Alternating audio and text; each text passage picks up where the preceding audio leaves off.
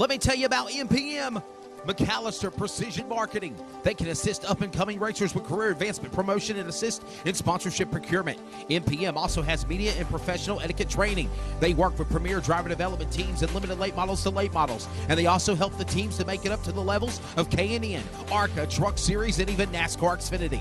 Contact Tanya McAllister today at McAllister Precision Marketing, 803-361-6199. Today, get on the board with MPM. CrateInsider.com is your one source for crate racing tech and more. Whether you currently race with a crate engine or you are thinking about getting into the sport, our website has what you need. CrateInsider.com has tech videos, interviews with experts, and the best products in the industry. Dyno tested and proven, so we know they are the best products for crate engines. Visit CrateInsider.com today to get on the fast track to victory lane.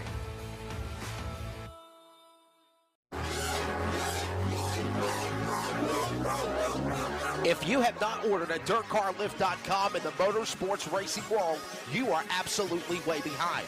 But if you are an existing customer of the Dirt Car Lift product, you already know about why they use the concept of stop jacking and start lifting.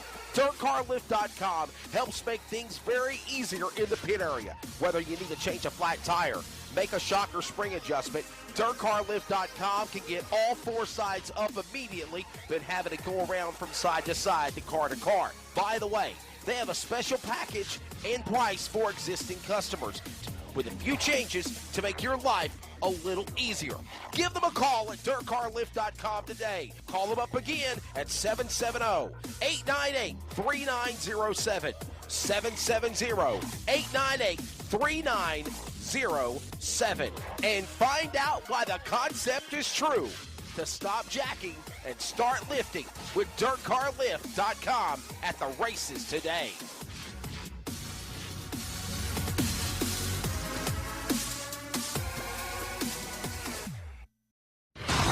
This is Finish Line.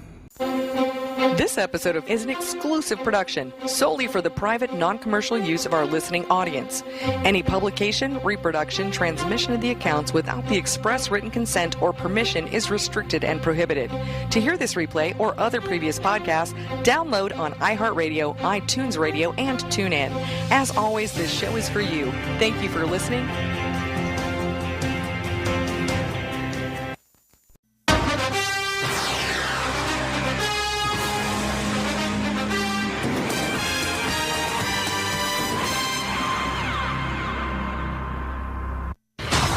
This is Finish Line. Undisputed, unrealistic, unscripted, and unrehearsed. This is Finish Line, a weekly podcast talking about the positive and negative of motorsports, asking the questions to drivers, promoters, and personalities, getting the information and responses of the sport others dare not to ask or even discuss. This is Finish Line. This radio podcast is from the heart, an in-depth analysis of everything in NASCAR, NHRA, IHRA, IndyCar, grassroots motorsports, asphalt, dirt, drag racing, karting, tractor pulling, boat racing, demolition derbies, and much more. From touring events to national, regional, weekly, and more. This is the podcast where the bull stops here. Whether it's asphalt, dirt, or drag racing, or anything else in life, there is always a finish line. Now, he's a respected veteran broadcaster with over 20-plus years experience calling all forms of sports for public address, TV, and radio. From NASCAR to the grassroots. Please welcome your host, Wesley Outland. This is Finish Line.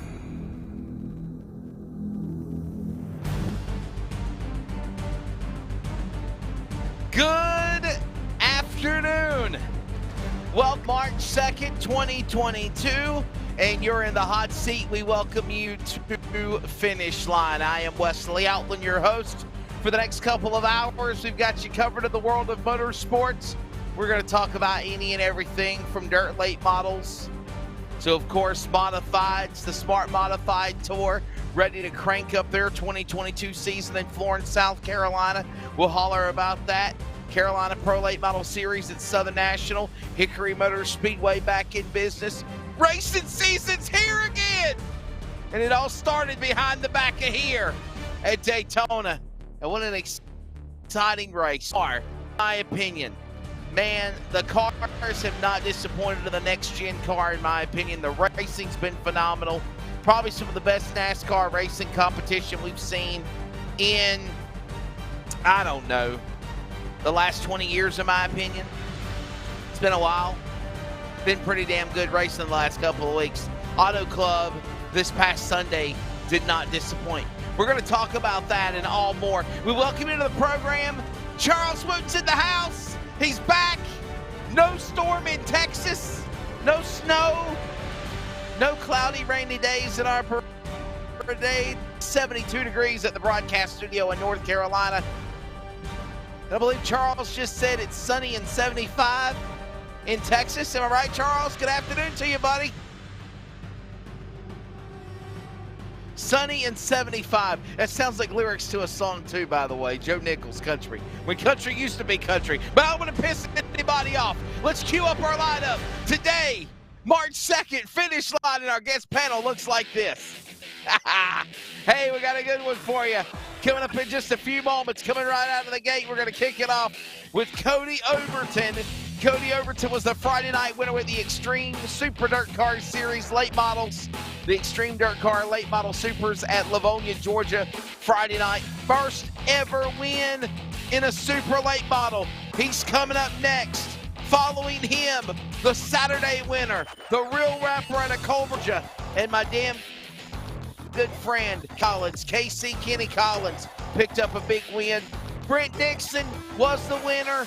Somehow or another, he lost 20 pounds, light at the scales when the race concluded.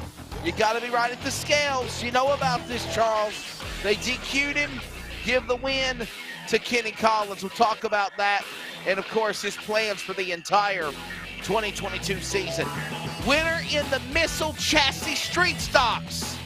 Yes, we're going to talk about the new Missile Chassis. The Street Stock winner at the Elite Super. Ryan Godown won in the Big Block Modifieds for the Short Track Super Series, but the Street Stock winner is Dalton Peavey.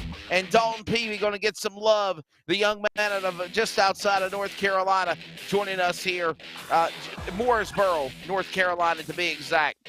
Then we move into hour number two, Jason Poole. One of two drivers that will be running for Hillbilly Racing. James Savali, Ronnie Silk, George Brownholzel III. Just some of the names that have grazed the opportunity to drive for Hillbilly Racing. And now Jeremy Gerstner and Jason Poole is behind the wheel. Jason Poole, of course, from Randleman, North Carolina, will join us in the kickoff of hour number two.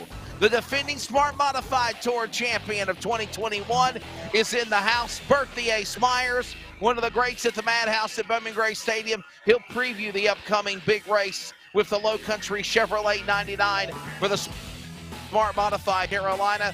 And then, of course, we talk NASCAR. We talk dirt racing with one of my good racing pals from Alabama. Roll Tide, War Eagle if you're a basketball fan right now. Eddie Massey. That's all coming up. Finish line, March 2nd. I told you would like it. We got this backdrop here in the background. All right, you can turn off the music. I'm tired of hearing it. Charles, we got this. I feel like I'm a hollow man here. I got this Matrix thing going on with me. What is the deal here, dude? I was like, whoa. No comment? You have nothing to say? You have nothing to say? Seriously? Oh, hell! I'm unveiling my background green screen. So yeah. So well, we're gonna get I believe here. Cody Overton, where are you? I'm telling you, man. Well, you know what, Charles? You wanted this. I'll bring you on here, man. If Cody Overton stands us up, I'm going to be pissed off first off. Anna Parkhurst of Georgia Peach gave me his contacts. Maybe gave me the wrong damn number. No. Hey, maybe he's running late. I'm going to text him here real quickly. So, how you been, Charles? Did you survive the snowpocalypse of Texas last week, by the way?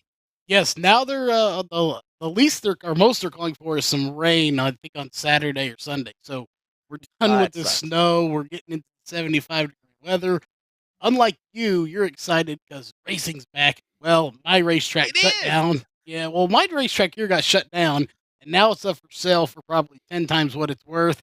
So nobody's going to buy it. Oh, wow. So sadly, I don't have racing in my area. But hey, someone will eventually buy it, and then I can get back to you buy the racetrack, and you fly me from Carolina to Texas, and I'll be your exclusive country announcer, and I'll announce for you, Charles.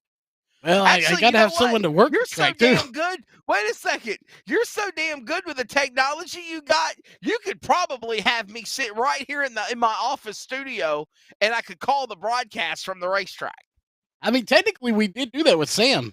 We had him call a race in South Texas from California. Stole my job. So we could make it happen pretty easy. If anyone in Texas happens to be looking for a racetrack they want to buy, it's a great facility. New bathrooms, great concession stand. I think it's like 12 acres, something like that, a little over 12 acres. Might be able to talk them down. They're asking like $650,000 for it. So, a little out of my budget. I tried to convince Jeff Stab now to get it, but a little out of his budget as well. So, it's definitely a good facility. It was redone 3 years ago. Definitely good facility. Maybe calling Cody Overton might be a better idea instead of trying to video. You know, why is it so hard, Charles?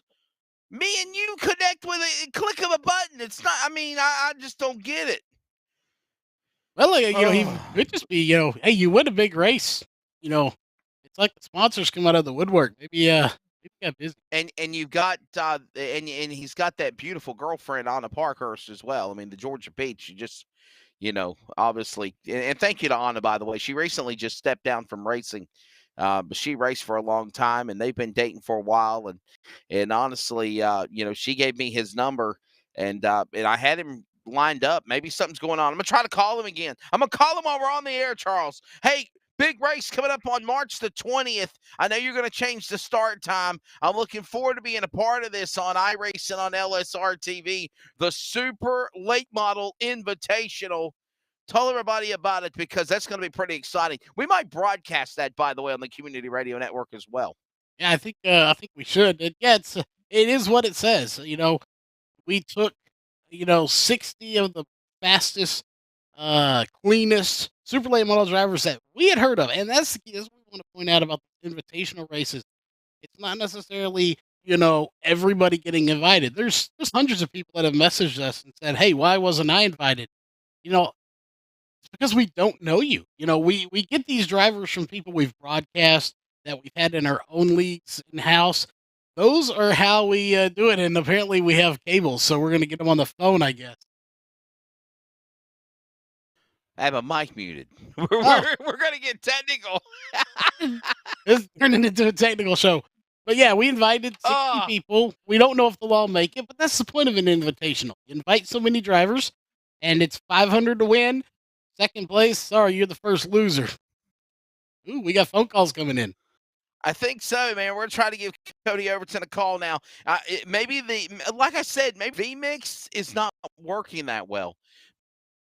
But let's try this here. Yeah. You know what?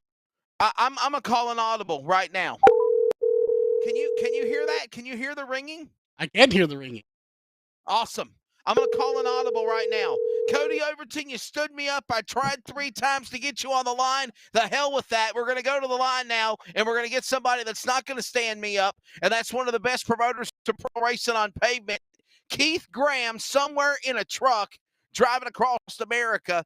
Keith Graham, you're on finish line, and the Carolina Pro Late Model Series season fires up this Saturday. Welcome aboard, buddy. Hey, how's it going, man? How y'all doing today? You are an audible. Cody Overton does not know how to connect to the video, and I just said, you know what? Damn it all! I'm gonna call Keith. We're gonna get you on the show. So Charles, you practice your little buttons and type it in real quickly. Keith Graham, Carolina Late Model Series. Him and his wife Wendy are awesome. They're ready to kick off 2022 this Saturday. Big race at Southern National Motorsports Park. And Keith, man, you just talk about where the Carolina Pro Late Model Series has built and where we're looking to see things go this Saturday. Well, it's obviously turned into a great series. We've had a lot of success over our going into our third season. Obviously, with the success we've had, y'all are well aware that have popped up pro late for this deal. So with what we've got going on, people like it, so they're trying to do the same thing. And we plan on building it, and I'm going to keep building for the future. I'm going to make this the premier model series of the Carolinas, and keep digging, and that's my goal. And again, Keith Graham invites everybody to be at Southern National Motorsports Park this weekend. And I'm going to share the logo with you real quickly. Charles, maybe you can post it on here real fast as well. Check Messenger as we are live on the air with Mr. Cody Wooten. This is an audible here. We had Mr. Cody Overton line. He didn't answer. 2 times, 3 times, you're out. Strike 3. And then now we have Keith Graham on the program. Keith, talk about the idea of where this model series creation was founded and where you see it going. And do you feel like that's a reason why so many people, per se, are jumping on the bandwagon? Copy the old cliche, often imitated, never duplicated. And it looks like this is what you've done now as you're going into season number 3. Well, to start with, it was a fellow race car driver or team owner that runs with us, and I'll give him a shout out. His name's Jack Dunkowitz. He came to me, and we were friends. I rented a car from him, and ran into 602 Super Limited at Caraway, and he came to me and had an idea about doing this, and showed me a rule package that he went across with some rules across the country, and asked me if I'd be interested in trying to get it off the ground, and I said yes, and we launched it, and here we are 3 years later, and he's gonna run with us this weekend. Matter of fact, I mean, because his idea was, I mean, he wanted to. The baseline behind the whole thing was budget racing. Sure. Because we know that there was a bunch of straight rails sitting around in this region that couldn't race. They afford to go run a super late model race. So that was the idea when me and him spoke about it, because I was a budget racer my whole life, and so was he. So that's where we were at. We come at it, and we wanted to bring these old straight rail out of these garages that were sitting here, put some crate motors in them, start it and call it a pro late model and go racing.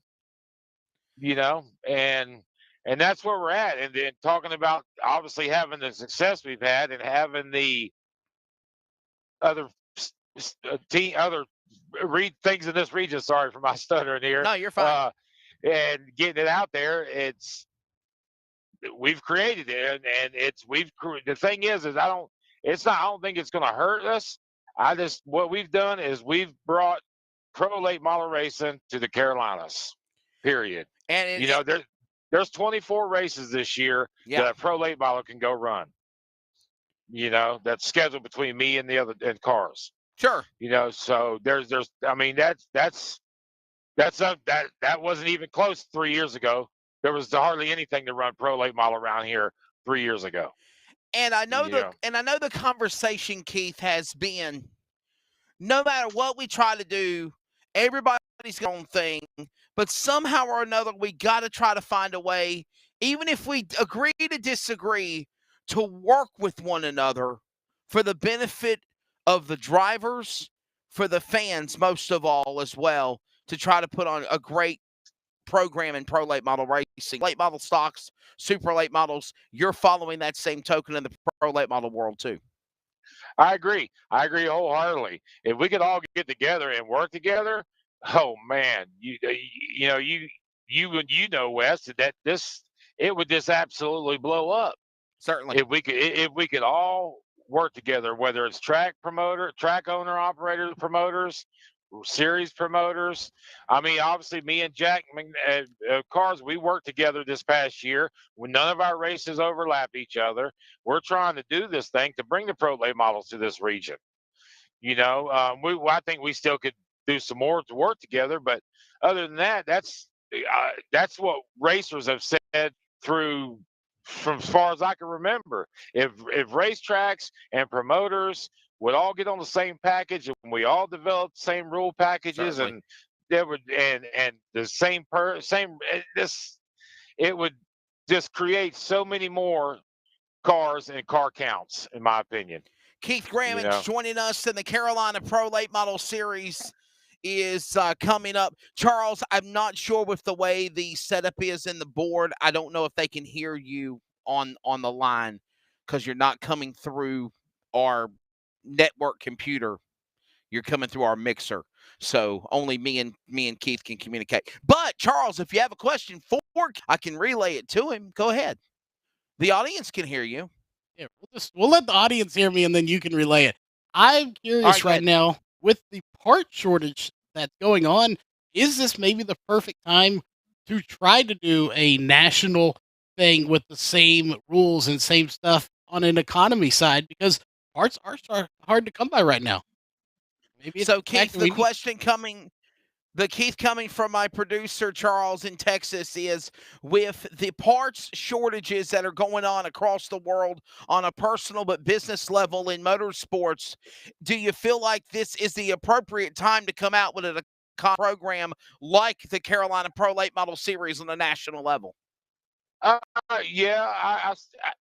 Obviously this year we had a bunch of my car having issues getting parts together to come run with us, but I believe that it's fine.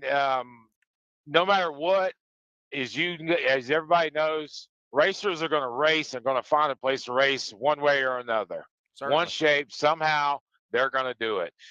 So me trying to either put it on the back burner and hold off and kind of get through some stuff, it's not going to happen. This series, or me and Jack and Wendy, we launched this series at the start of COVID, and look where we're at now. We did not give up through COVID. We're not going to give up at all, period. We're going to keep digging and make this thing. Again, I'm going to make this thing a premier series of the Carolinas. It's a wonderful one. Real quickly, a few more minutes. Kenny Collins is coming up. Again, apologize, Cody Overton, a no-show. And Keith Graham stepping in. Carolina Pro Late Model Series fires up this Saturday night, Southern National Motorsports Park.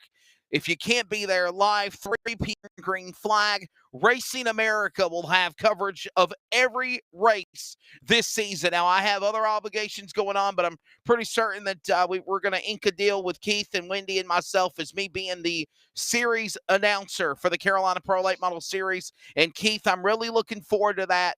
But Southern National this Saturday, all the details. It's going to be an awesome show. And right now, you've got 20 cars pre-entered, and possibly 4 or 5 more could be coming in. That's a good possibility. Actually, there's been a couple phone calls already this morning with some potential to have a few more cars show up, which is fantastic. The more cars, the better. That's what I like. I like cars. I like laps. So it's, the more laps we can do, the better. But again, it comes back down to budget. More laps cost money.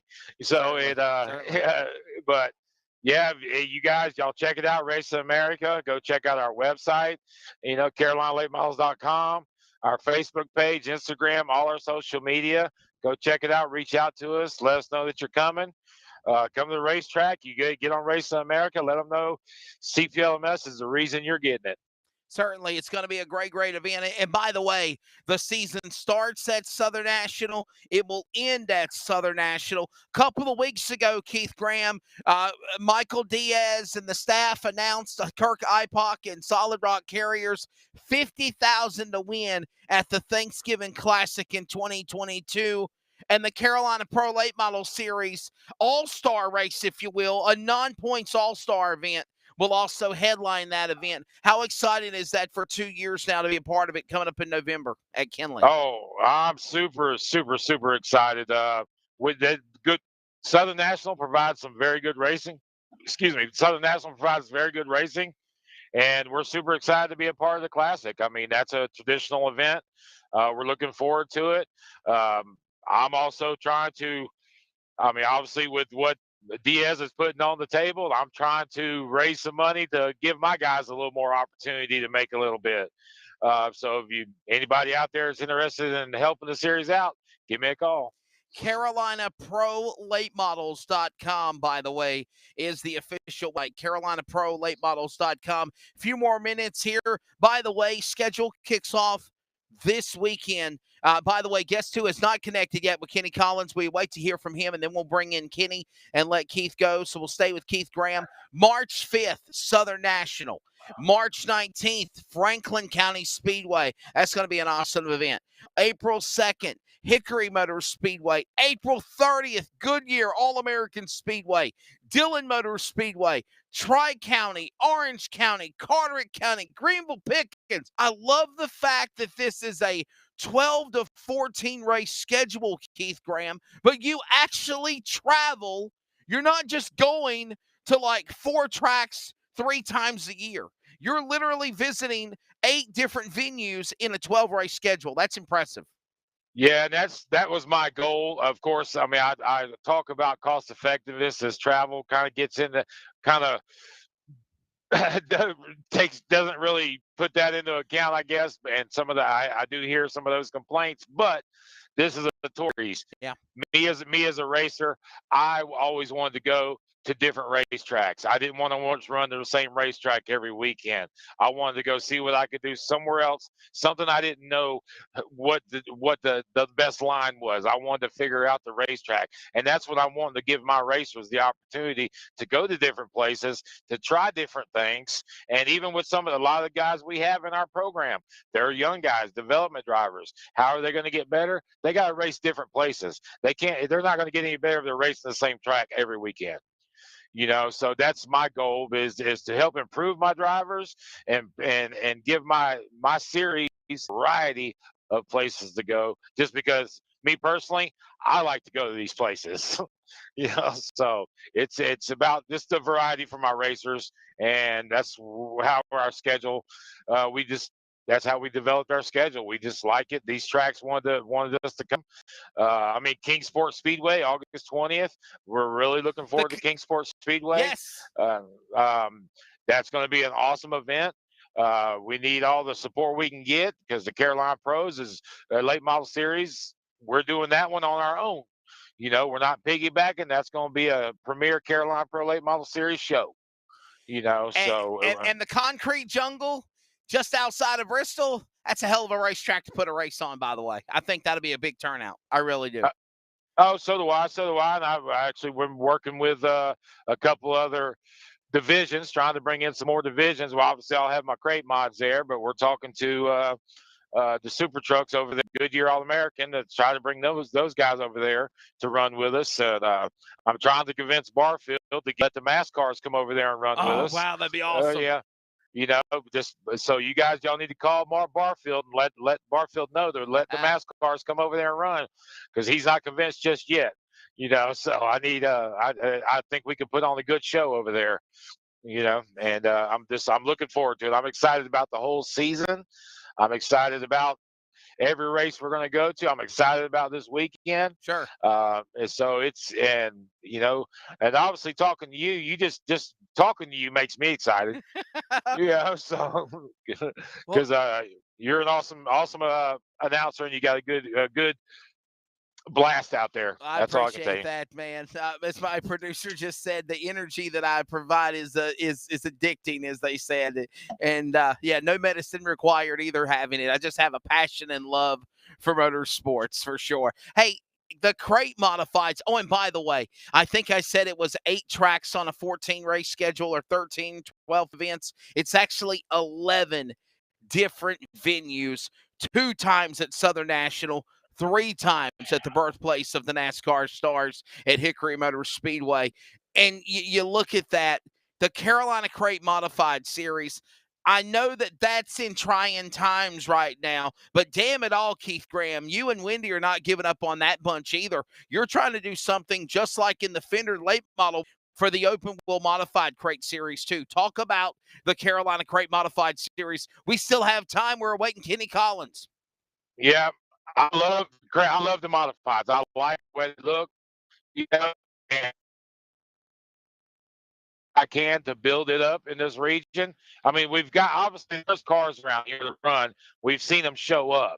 We've seen them at different racetracks. Just trying to get them all to one racetrack is where we're at. And again, that comes back to track promoters and working together and trying to make all this work together and help. And so I'm not giving up on the crate mods. I know them guys know I'm not giving up with all the ones I've spoke to in the last few days. So I mean, all I can do is just keep digging, and it's up to them. The ball's in their court. I need them to come to the racetrack. If they come to the racetrack, I'll give them a place to race. Yeah, for sure.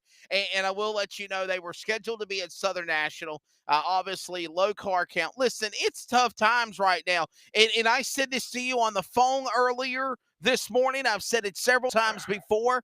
And if I had a damn applause button where Charles in Texas could play it, I'd tell him to ring it proudly. To all of you promoters out there on a weekly track or our national touring level, mad props to you right now.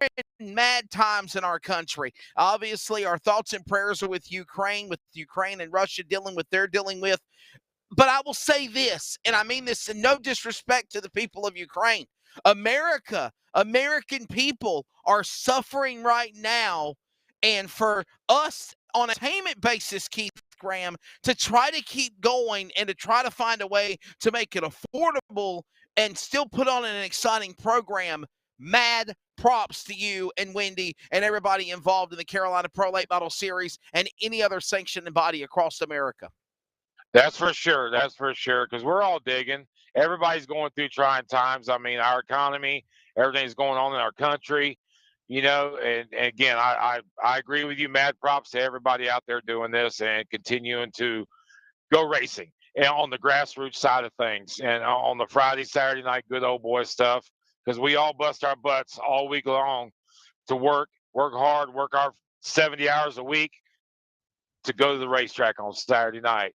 And even when it comes to the fans have choices, and when they choose, and they're going to choose to watch us on Race of America or come to the grandstands. We need you guys to come back to the grandstands. Besides the streaming services, which is fucking, sorry, beep. It's all right. You can it's great. It's like Johnny Cash said, you can say damn in hell, but you can't say F or shit or anything like that on the program, please. Yeah, that was a complete accident. But it's all right. You guys, I mean, we not just me myself, because I don't get anything out of the series. The series doesn't get anything out of fans in the seats. But these tracks, every track in our country needs fans in the seats. We need butts in the seats. That's what's going to really turn everything around for some of these racetracks and some of the stuff is we need butts in the seats. I hear clapping. Oh, Texas Charles Wood, you're awesome. So, hey, listen, it's limited late models, Carolina Pro Late Models, any cars, Chargers, Legends, Bandos, all in action. A 3 p.m. start time. I want to emphasize that. Normally, Southern National starts at like 7:30. This is a daytime event.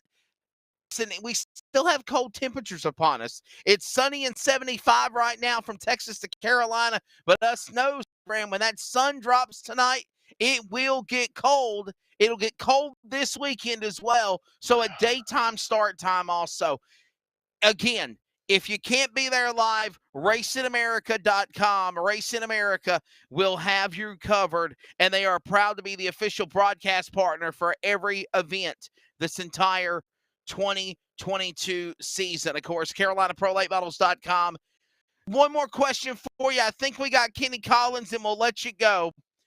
What is a track on the schedule that you either look forward to returning at, or is a track that's new that you're looking forward to debuting this year for the Carolina Pro Late Model Series, my friend? Well, that's that's. I'm gonna give you two answers to that. I put you on the spot. I'm sorry. Yeah, the track I look forward to returning to because it is such an awesome facility. Sure. Is Carteret County. Yes. You know, that track is absolutely beautiful. It provided some good racing last year. We've got some plans to. Actually, they did it last year with the modified deal with some traction compound to open up a couple more lanes there. You know, where we can get too wide over there. Certainly. You know, because it is a flat track. It is a difficult track to make too wide, but we got plans for that. But the ones I'm looking forward to are two of them, which is Anderson Speedway and Greenville Pickens. You know, so I'm looking forward to those tracks. We partnered with the All-American Limited, All-Pro Limited Late Model Series with a new series that's coming out this year. Right. We partnered with them, and so we're going to hit Greenville Pickens and Anderson Speedway, I believe, with those guys. So those are the two I'm looking forward to because I've only been to Greenville Pickens when I tested with a truck team when I worked for a truck team back in the day. That's only I want to see some races there. I want to take my guys there. And people don't realize, but there's so much history at Greenville Pickens Speedway. The first ever. I know people talk about the 79 Daytona 500, first time on CBS. But the first ever NASCAR broadcast live on TV was ABC Wild World of Sports, 1973, I believe it was, or 75, and it was done at Greenville Pickens Speedway. Going to be a fun time. I didn't even know that. Yes, sir. Carolina Pro Late Model Series, CarolinaProLateModels.com, and all of the social media. Keith Graham, you're the man. I look forward to working with you this year. Have a good time at Southern National. Be safe, turn left, and have fun. Thanks for having me. That's right. Thanks, Keith Graham, again, Southern National. And an audible, and now we go to an official guest in the lineup. We see the halogen lights, but it's all good. He's ready to go. In the house, the real rapper, okay? From Colbert, Georgia. Got to get his shades on, baby. And now he steps outside. Kenny Collins is in the house from Colbert, Georgia. Kenny, turn your phone sideways, brother. Let's make you bigger than you are right now. There you go. See what happens? Look at that. Hey, welcome to Finish Line. First time on the program, my friend. Good afternoon to you. You doing all right, Wesley? Appreciate you having me. I'm doing well, my friend. It is beautiful. It looks like a damn nice day in the Peach State like it is in the Tar Heel I'm at right now. I'm in the Tar Heel State, actually. I'm at G.R. Smith's lettering up some stuff for him and Ashton. Yeah, we got their truck and trailer behind. Well, I'll tell you what, Kenny. Welcome to Finish Line. So listen, Cody opened me up. Either he didn't follow directions or had something else come up in his life. It's all good. We'll get him on another time. Of course, Cody Overton got his first big super late model win with the Dirt Car Extreme Series at Livonia, Georgia.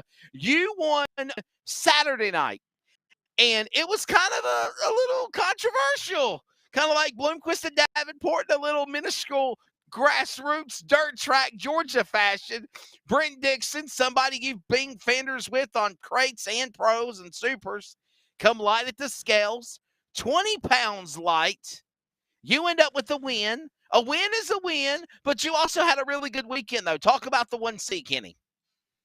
We did. We struggled Friday, or the drivers struggled Friday night. I kind of fell out to see qualifying and put us behind, but we raced forward in the heat and we raced forward in the feature. So I thought we had a pretty good car, and then wasn't great early Saturday, but we qualified 7th, which was a big improvement, and got to start the feature 7th there after a heat, and stayed out of trouble and got by a few guys and got to second and had a really good race with Ben Watkins for second.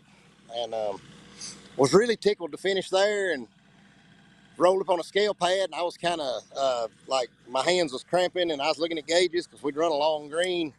So I just looked up and glanced and I could see the scale there. And Brent was like 20 pounds. He was like 23.30. And I thought, Sure. oh shit, that's bad. So they rolled us back, rolled him back on again, and he was lighter, so we got the win. But because we were to the good, and I felt terrible for him. Like I said, we were already ecstatic to run second with the level of competition that was there, and I think it was not only the second weekend we've raced this year, so very happy with that. Just really hated it. I talked to him on the phone Monday. I told him I hated it for him about as much as I was happy for us. It's just, that's a terrible, I don't want to lose one that way. And that's the first one I ever won that way, so it is what it is, you know. At the end of the day, everybody's got to meet that minimum weight, and Sure. it's just part of the racing.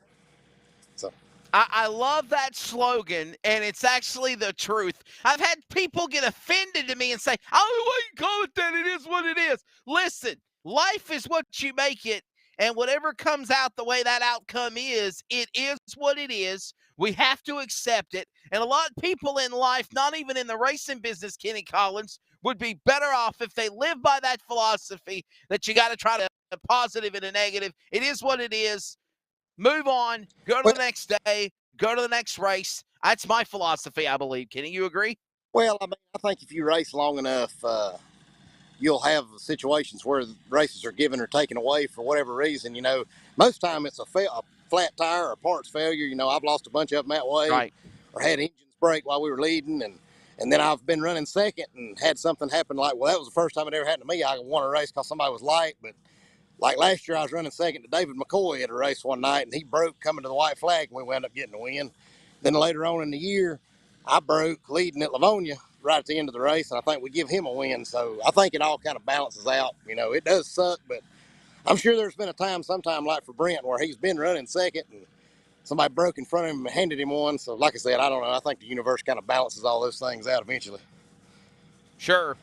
We are a few minutes behind with Kenny Collins. We'll try to spend as much time with him as we can. We do try to follow our time stamps. And, of course, coming up here in just a few moments, we will have Dalton Peavey joining us. We'll give you about 3 more minutes, Kenny, and then we'll bring Dalton on. Obviously, with Cody not being on, well, our producer in Texas will let us know. Plans this year, Kenny. What is your plans for the you can bring me back, by the way, Charles. What is the upcoming plans this year for 2022 for Kenny Collins? Obviously, a lot of people don't know. We've known each other for a very long time. I've seen your career come where it's at now, from where mine started as well, Kenny, from running locally to running crates to now on a national level. You know, you've won the Southern National Series, Summer Championship. There's so many opportunities now. I think of, you know, the Ultimate Series and the Ironman running together at Smoky Mountain of the Tennessee Tip-Off, right. Cherokee Speedway and the Southern All-Stars. Take your pick. Where you go? We're going to go to Gaffney this weekend. We're actually going to run our limited car on Saturday and our super on Sunday. Okay. I would really love to go to Sonoa and Swainsboro or Smoky Mountain 1, but honestly, the amount of work we have going on right now is kind of preventing me from being able to do that.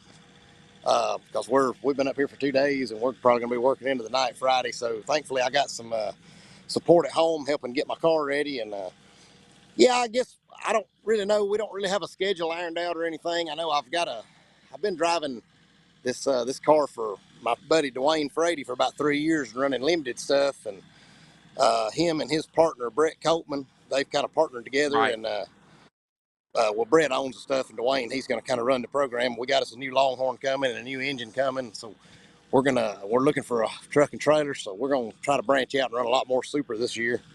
Because the super stuff I've been doing has been on my own car, just kind of in my free time or stuff like that. I don't really have the means to race all the time super, but just try to go to the races we felt like we could be competitive at in the last couple of years.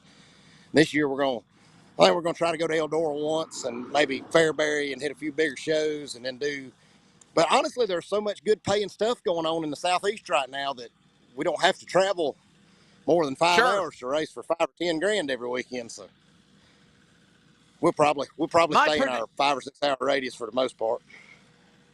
And to be honest with you, Kenny, is that a good thing or a bad thing? We had Dale McDowell on. Matter of fact, it's the last time that we did video because the last couple of weeks have been audio only due to other obligations or having to show best of finish lines because of me doing real college basketball broadcasts during this time. Have we reached a point now where, as a driver, as me and Dale McDowell talked about when he won at Volusia a couple of weeks ago, the carrots are dangling, the promoters are putting out the big money. You guys are coming up to take it and serve. But when is enough too much, Kenny? When is enough too much? I think when you start seeing car counts drop. I mean, I don't know. I don't feel like we have that problem right now, but it is a really good thing. Like right now from my house, I could, within 5 hours, I could be at 4,000 or 5,000 to win, plus to win late model shows this weekend.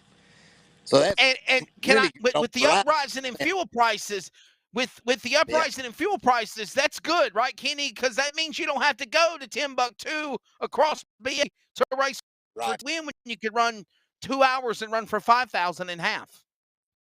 Right. Yeah, that's always a good thing. And we've really, what I've noticed here in the last year or so, really since the TV stuff started kind of coming in, is I think a lot of our top end purses are kind of similar, 5,000 or 10,000, but our payback through the field's a lot better. Like we run 9th at Screven the other week in the Southern All-Star race, and I think we got $1,400, so that's pretty great, for a ninth place run. I think on not a national tour. So I think the money, coming back in through the field is something that's really, really good about, like as you were saying, all the money coming in and the bigger races paying out sort of more regionally.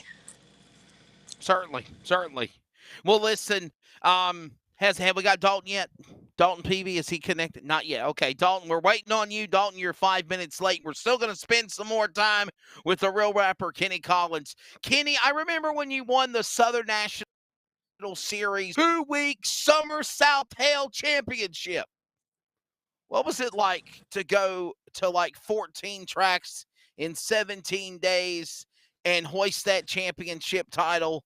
And points racing, especially in the summer when it's hot as hell, is tiresome. It's tiresome anyway when you're running down for a championship. But what's that battle like when the mindset is you want to get a checkered flag?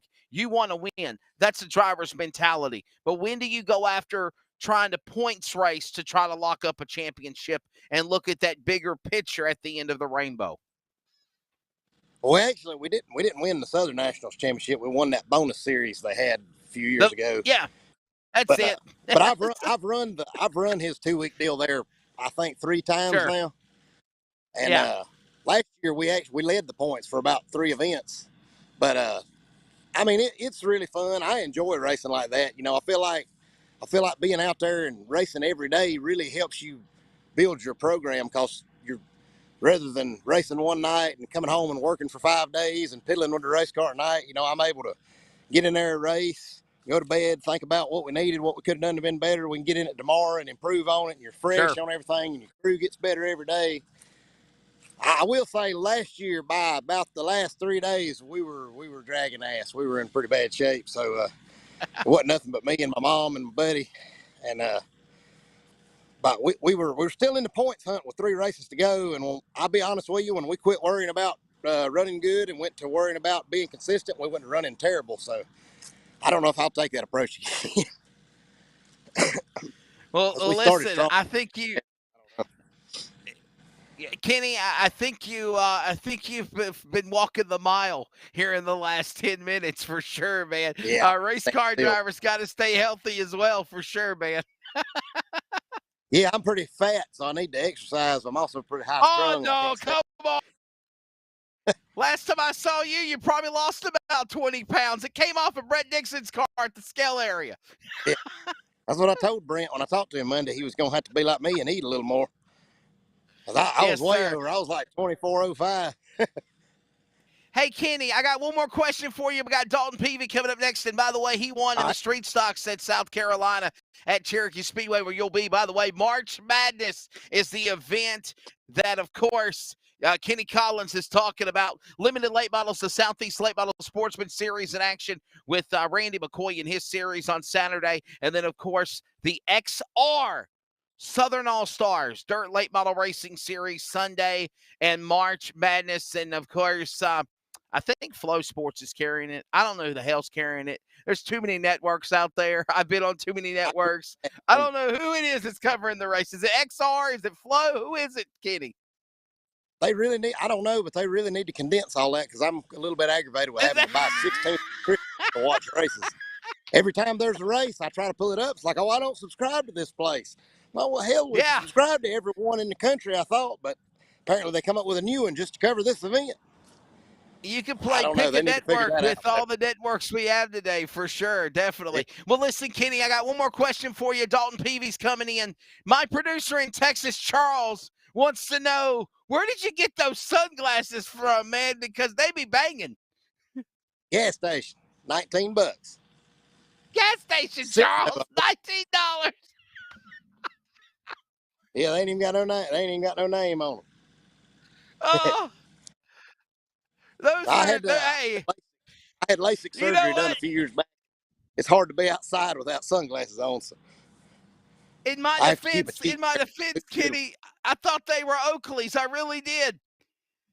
Well, good. I can fake it till I make it. Kenny, it's always good catching up with you, bud. Thank your sponsors, and thanks for being on Finish Line. Good luck at Gaffney this weekend.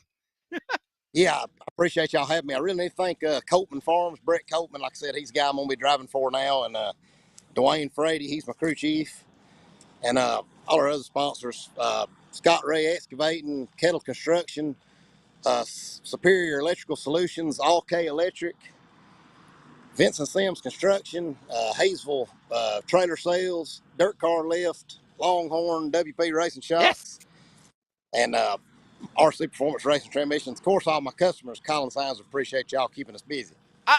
I was just going to say to you, man, we need to get together. We need to do some kind of sponsorship on Finish Line, Kenny. I think I could get you some damn business on pros, supers, late models, pavement, and dirt. Colin Signs and Graphics, because why they call you the real rapper. You do a great job at it. Well, you better go ahead and advertise me an application, because if you get me any more work, I'm going to have about 3 more people, because we can't hardly do what we got to do now. Well, let's talk about it sometime. For a little bit of money, have them contact me. Hey, by the way, you can contact Kenny Collins anywhere worldwide if you're interested in work. Get your ass off the couch and find a job, people. And, of course, that's Kenny Collins. The number in Georgia, 706-207-7085. Tell him Wesley from Finish Line sent you to the real rapper, Kenny Collins. We got to go, buddy. Congratulations. Good luck. We'll holler at you later on in the year, because I'm sure you're not done winning races this year. I hope not. I appreciate you having me. Sorry I was a little late there. We was wrapping a pit box, and I lost track of time.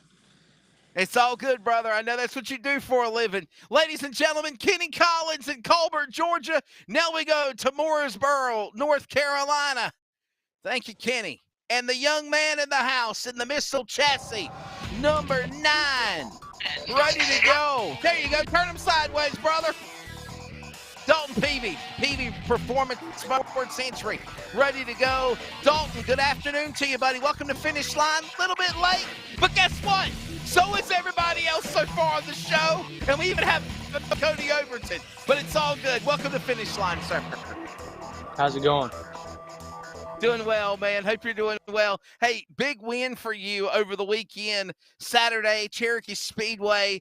Place your mama warned you about. Kenny was talking about bringing the Super up there and the Limited this weekend for the March Madness events for the Southeastern Limited Late Models and, of course, the Super Late Models of the XR Southern All-Stars.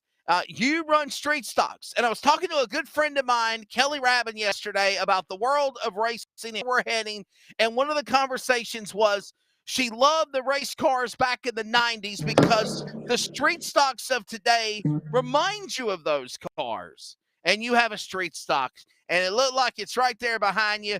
You gotta win Saturday night, Cherokee Speedway, and you're a young man. How old are you, Dalton?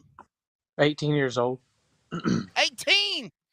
Yes, sir. You should be in school. Did you play hooky and get out of school today or something? No, I graduated last year. Oh, congratulations, buddy. What do you want to go into besides being a race car driver? What do you do for work and stuff? Do bodies and build chassis. There you go. And I'm assuming Missile Chassis is your car, correct? Yes, sir. So before we talk about your win at Cherokee Speedway, talk a little bit more about the Missile Chassis here on Finish Line. It's just something I've always thought of and had a dream of doing is building race cars, and we got together. My dad finally let me do it, and he helped me on this first one, and I can't thank him enough for letting me do it. But we got another one together that we was doing, and I asked him for help, and he said he wasn't going to help me on the second one because he wasn't getting paid off of it. So that's how it is. Well, in this car, definitely, I'm good friends with the folks at Ray's Raps, Kevin Ray, Fat Baby, and the other people I've spoken with, and they've all said, man, keep an eye on this chassis car because I think it's really going to build momentum and get popular. And obviously, big street stock race headline with the Elite Short Track Super Series.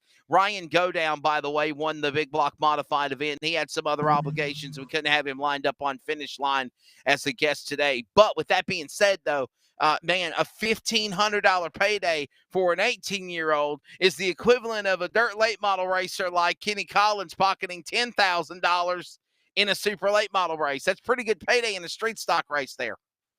Oh, yeah, it ain't bad. I wish we could have got both days, but we were up front all weekend, so I ain't got nothing to complain about, and we ain't got to work too hard this week to get them back going for Sunday at Gaffney, and I can't thank all the guys here at the shop to help me during the week.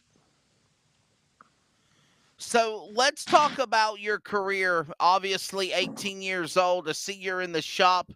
These chassis, the chassis, why is it different from other chassis on the street stock brand?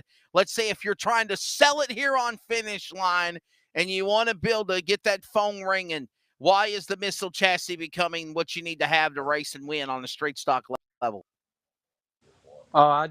It's something that we done ourselves, and we try not to copy everybody. And I just say it's just something that we done on our own and tried to make it different just to fit us, I feel like, and to fit our style. And joining us is Dalton Peavey, and he's in the race shop. And hey, real quickly, I see door panels of past car numbers. I see the 78. I see the 48. I see a check behind you. Spoiler, take me on a trip here. Take us on a field trip in your race shop at Peavey Motorsports. Show me some of this apparel you got here with me, man. We're going on a field trip with Dalton Peavey on Finish Line. Let me see if I can turn the camera around here. Yeah, just hit the screen and it'll flip to the opposite side. At least that's what mine does. Well, here's there's a check. This past weekend. Yes, sir. And yes, sir. Take the money and run. Keep it sideways, by the way. Make it a bigger screen. Rusty Jordan there. There you go. Look at that check right there. That was back in May. That's May my of brother's. Last year.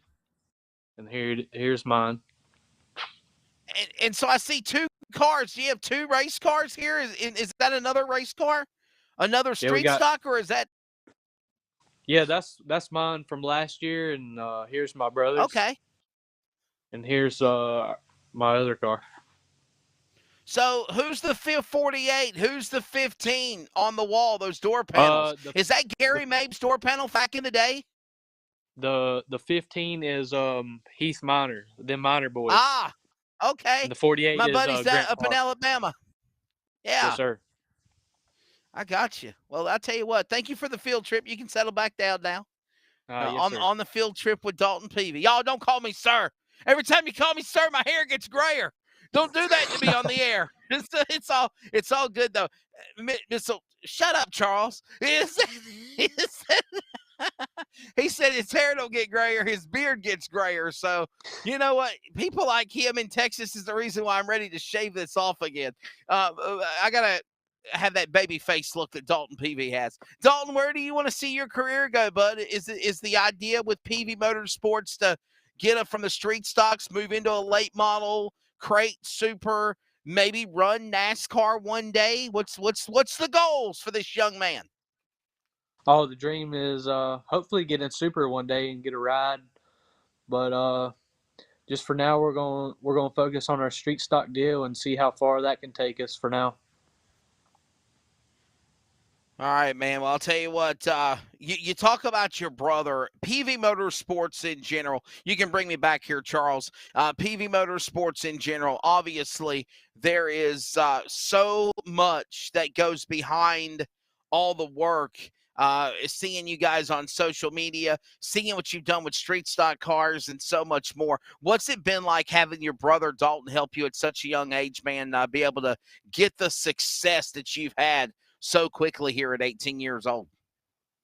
He's helped me out a lot. I mean, more than people would think, just because we race against each other. But have to give him hard times every now and then, every time I outrun him. So then he does the same when he outruns me. So it's always back and forth here during the week, and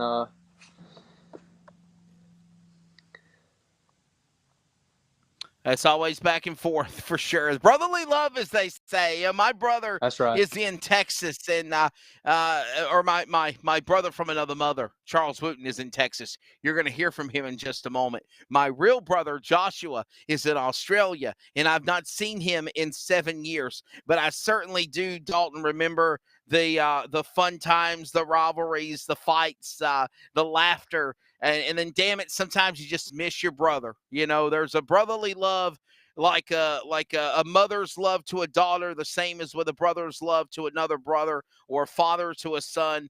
A brother's love is a tight bond for sure. But you do have brothers from another mother, and this is one of them, my colleague and friend in Texas.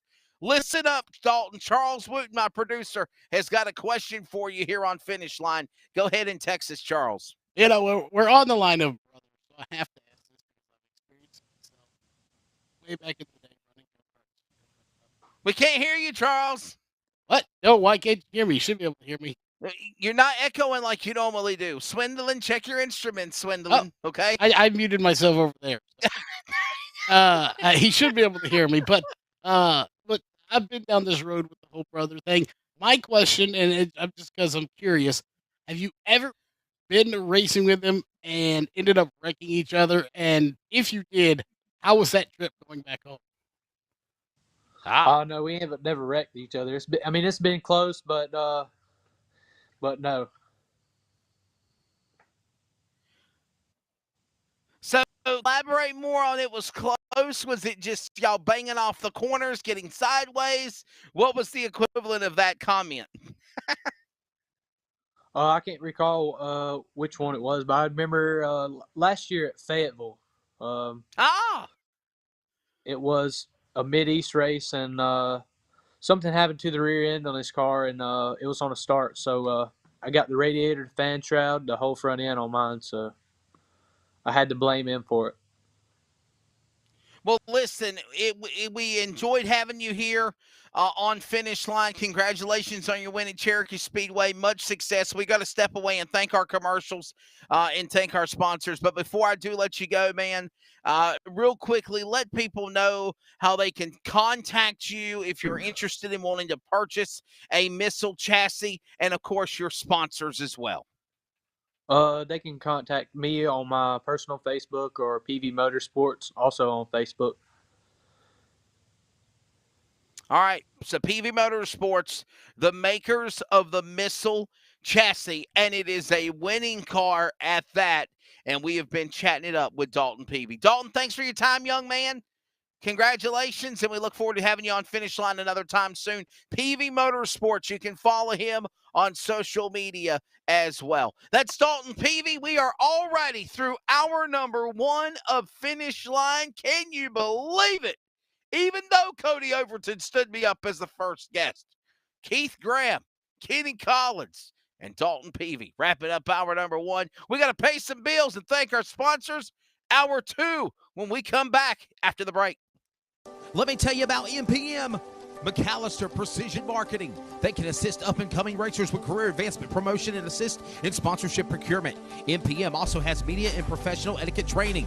They work with premier driver development teams and limited late models to late models, and they also help the teams to make it up to the levels of K&N, ARCA, Truck Series, and even NASCAR Xfinity. Contact Tanya McAllister today at McAllister Precision Marketing, 803-361-6199. Today, get on the board with MPM. CrateInsider.com is your one source for crate racing tech and more. Whether you currently race with a crate engine or you are thinking about getting into the sport, our website has what you need. CrateInsider.com has tech videos, interviews with experts, and the best products in the industry. Dyno tested and proven, so we know they are the best products for crate engines. Visit CrateInsider.com today to get on the fast track to victory lane.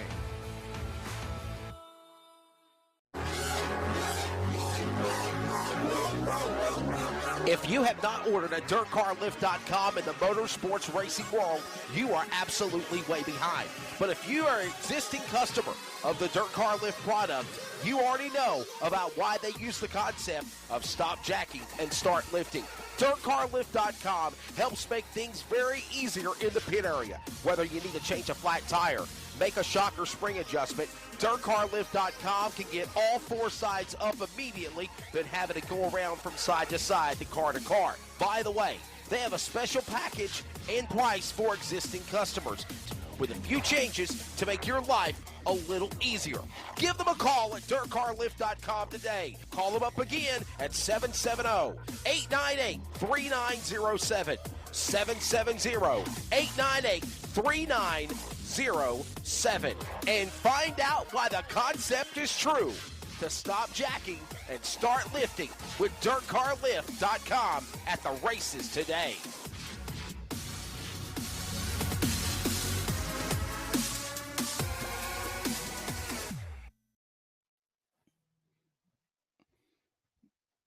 Where's my jingle? I want to hear Mr. Boyd. This is Finish Line. Now we're back. Welcome back to Finish Line. Charles, you're out of shape, brother. Come on, man. What's happened to you, my friend? It's all good. Welcome back to Finish Line. We're in hour number 2. Save me, Jason Poole. To the phone line we go. Not to the phone line. To the video line we go. Ready to go in his shop. The Hillbilly Racing modified name, etched in history, is like the Baldwins. It is, of course, like the Myers, who's coming up next behind you. Like the Evans name, Richie Evans, and so many others. This is one of the drivers that will be driving the car along with Wesley Chapel, Florida's Jeremy Gerstner, who's also a damn good friend of mine, by the way. The modifieds to the limiteds to a mini stock and more. This man has done it all. Joining us from Randleman, North Carolina, which is, by the way, the home of 7-time NASCAR champion Richard Petty. Jason Poole has got his own collections of hats and trophies and pictures and clocks. Oh, my. Jason, welcome to Finish Line, buddy. Good afternoon, brother. Hey, bud. I appreciate you having me on, man. I thank you very much.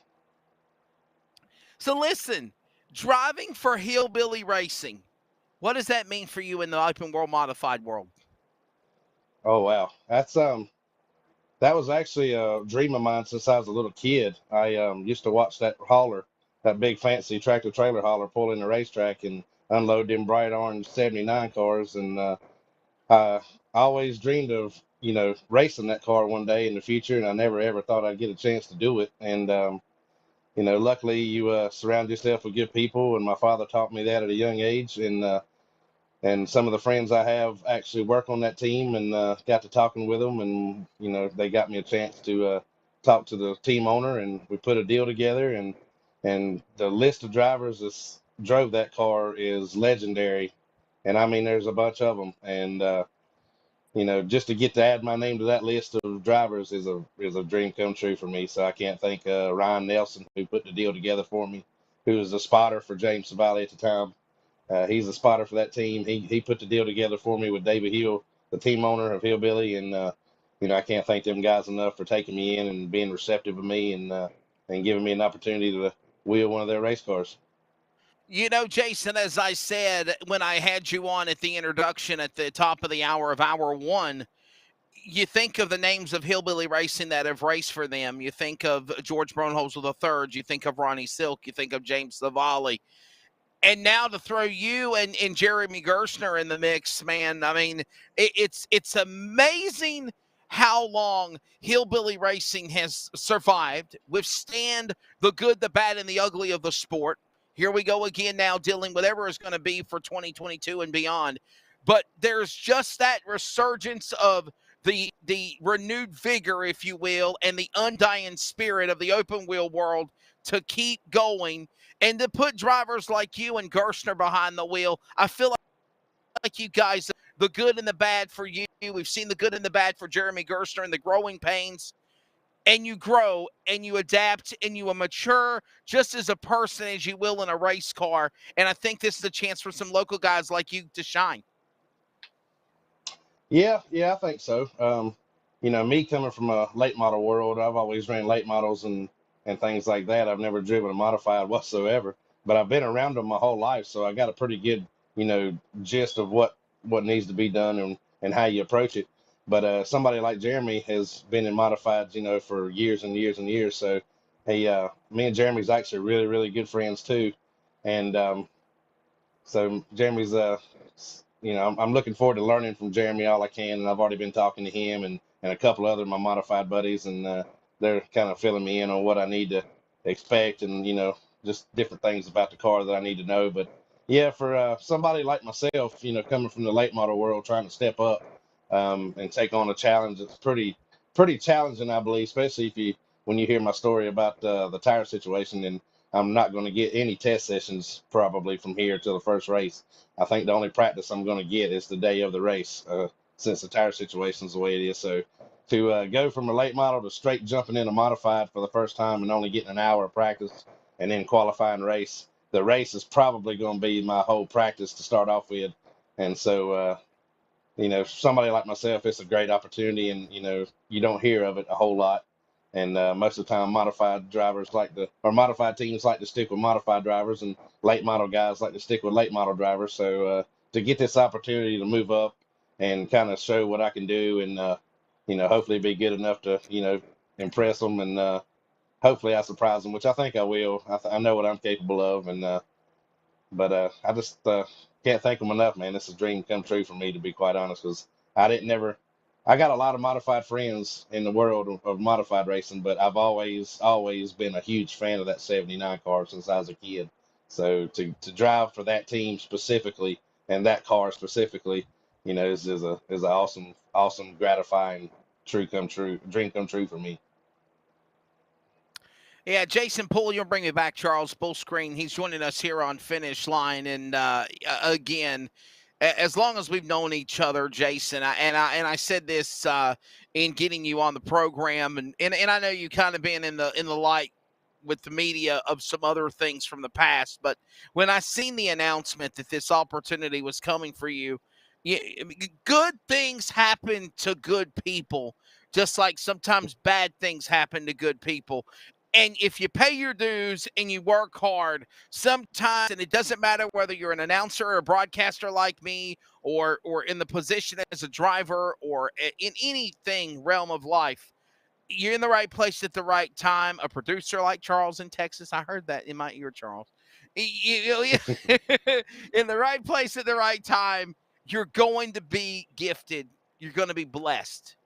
And an offering will be sent to you. I believe that. And I think this is an offering for you in your racing career, Jason. Yeah, definitely a blessing. And I've I've got a lot of people that's helped me get there along the way. It ain't just been myself. Really, last year is what catapulted me to this position, I believe.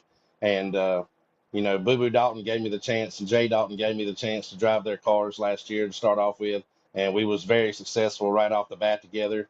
We won several races and poles, and kind of got on the radar. And then switched to Amber Lynn's team and ran some races for Amber Lynn and won all the races I ran in her car, and then switched to Thomas Chapel and put it on the pole and led every single lap, but the Right. last couple of laps until we broke a motor. So last year was really, I feel like, what catapulted me to this position, along with other people helping me in my career. And it's definitely been a true blessing. And it's been many blessings. It ain't just been this one. It's been, a very big blessing to have raced for the teams that I've raced with, and all of them being top-notch teams with top-notch equipment and willing to put me in the car. So there's a lot of people that's contributed to this. So, Jason, do you make the trip down to Florence, South Carolina? Obviously, we know that the Hillbilly Racing entry will be down at Florence Saturday with Jeremy Gerstner behind the wheel, the driver in the 55 recently from Wesley Chapel, Florida, a two-time Southern Modified Racing Series champion in the years past and PRA Tour Modified champ. Do you go down to Florence? Do you try to just see and watch and try to gain? It's like what somebody sometimes told me, and my old football coach, you shut this, you open these, and you open these. And sometimes your whole reality of the whole spectrum of what you're involved in changes. Can that happen also watching race cars, being up on the top of the war wagon and not actually being behind the wheel driving the car? Oh, absolutely. Absolutely. And yeah, I will definitely be down there Saturday. I was told by the team owner, David Hill, he said, come down and watch and learn all you can, but stay out of the way. So I'm going to sit back and I'm going to sit back and learn all I can and talk to Jeremy and see if my visual of what the car's doing matches what he says. And I just want to get a, feel for the team and how they work and how they operate. And that'll help me going into my races, and, just being around everybody and, getting to know everybody also makes it a lot better from somebody just coming in that they don't know right off the street. So, it's a good thing to be around the team and, get to know everybody and kind of get a chemistry and a bond, going, and just learning all I can and listening to Jeremy and the team and the feedback that they give each other and how they give it. And hopefully Saturday I'll be full of knowledge when I leave there Saturday night. Racing, obviously a modified car, a totally different world than a late model. Adapting to this, do you feel like, you got a better shot of driving a fender car or an open wheel car better than a fendered car? Because of you got to be aggressive when you're an open wheel car, but you've also got to learn to save your equipment, because a lot of these modified races of the past is you got to be there at the, you can't use up your tires. You got to know in that strategy of making that pit stop on the Smart Modified Tour, whether it's the end of stage one or before the end of the 75 lap cutoff. Do you change your driving ability when you're not in a fendered car? Yeah, definitely. It's a whole lot different animal than I've ever been used to. And from what I've already been told, it's you approach it the same, but everything happens a little bit differently as far as your braking points and your acceleration points. And you got to remember that you don't have a fender sticking out there. You got tires sticking out there, so you can't get close to the wall as you normally do with a fendered car. And everything happens a lot faster in a modified, far as reaction times and everything that you do. And so everybody I've been talking to, I've been doing a lot of input, and I've been doing a lot of study, and I've been watching a lot of videos, and I've been talking to a lot of my buddies, in modified world. And like I said, I've been studying here a lot lately.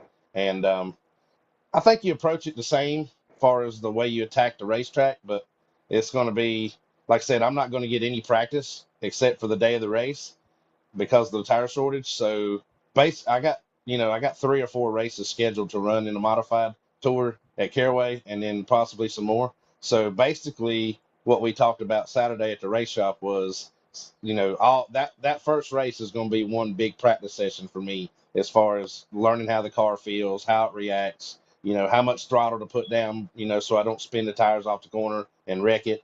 Just different things I have to learn in order to get competitive to where I can be competitive.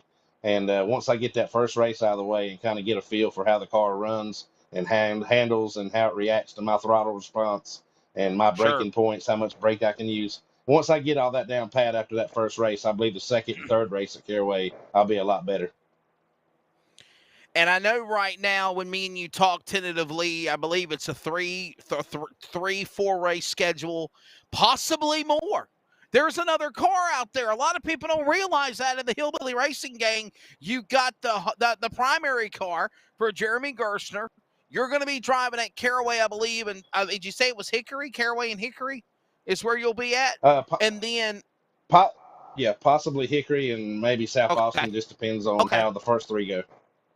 But let's be honest. If you guys do well, hell, they might both call Gerstner one other one.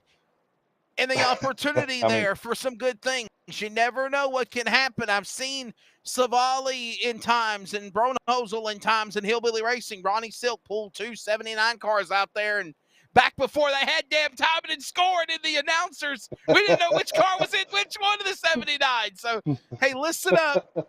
My producer in Texas, Charles Wooten, has a question for you here on Finish Line. Stand by. Go ahead, Charles. All So right. I'm just curious because, I like asking curious questions. 2 questions, actually. One, I want to know if he's ever been on iRacing because we've been talking about doing a modified race ourselves for LSRTV. 2, with this tire shortage and these drivers like yourself that already had to know how to conserve your tires to be there at the end, because if you're running a race, you might not get a chance to even change tires anyway. Do you think further down the road, drivers like yourself that have learned to conserve tires because of the shortage as well as it's something you already did, do you think that's going to lead to better driving in the levels of NASCAR and stuff where these guys, can drive on more worn out tires and actually, just be better drivers on old tires? Do you think it'll help the sport overall, maybe not have as many caution fests at these upper levels? That's a good question. Last year in the Challenger cars that I raced, we ran on scuff tires anyway, so I'm used to running wore out stuff. But it's kind of hard to say. It either could, cause a lot of cautions, or it could make everybody slow down and race smarter. But I don't really know anybody that has a helmet on in a race car that thinks real smart. And so we it ain't gonna, as far as my approach to it, I'm not really gonna change anything. I'm gonna save the tires that I have whenever I have to, and whenever it's time to come down and get tires, then we'll try to make it up through there and run as hard as we can. But I'm gonna do whatever David Hill, the team owner, says to do. Whatever he comes on the radio, when he says ride, I'm gonna ride. When he says go, I'm gonna go. And I'm gonna let the cards fall where they land on that deal. But I don't know if it'll make for better racing or not. It's either going to go one or 2 ways. It's either going to make a lot of cautions, or everybody's going to slow down and use their head a little more. But I kind of feel like number 1 is probably going to be it. All right, Jason, stand by. Charles has got a second question if you quit laughing at me in the ear set. Go ahead, Charles. No, the other question was just the iRacing thing. If you've ever been on iRacing, Charles, we're going to change the name, by the way. Finish line, Wesley and Charles.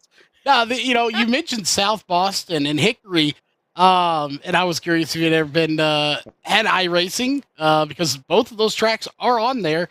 We have the Will and Modified. Yeah. So one, we're planning on doing a big money race for it, and 2, if you'd ever done it just for the practice to see how accurate it is to iRacing to the real thing. Well, I got a really good friend of mine that I race with, Cody Griffin. He's got a really nice iRacing outfit, and I go over to his house sometimes and I'll jump on it. But I have ran Hickory and South Boston on the modified on the iRacing before, and I also did Southern National whenever we was going to run the Challenger race there last year. So I've used it a little bit, but I think I'm better in the race car than I am on that game because I wrecked everywhere all over that game. So I hope that ain't a testament to what's going to come. So.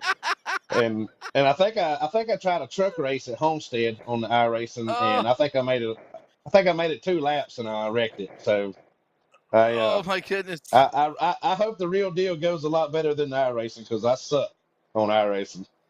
So needless to say, this simulation is all BS, right? It don't work in the real deal when you get behind the wheel of that damn race car and hit the track in real life. It didn't work for me, I tell you that.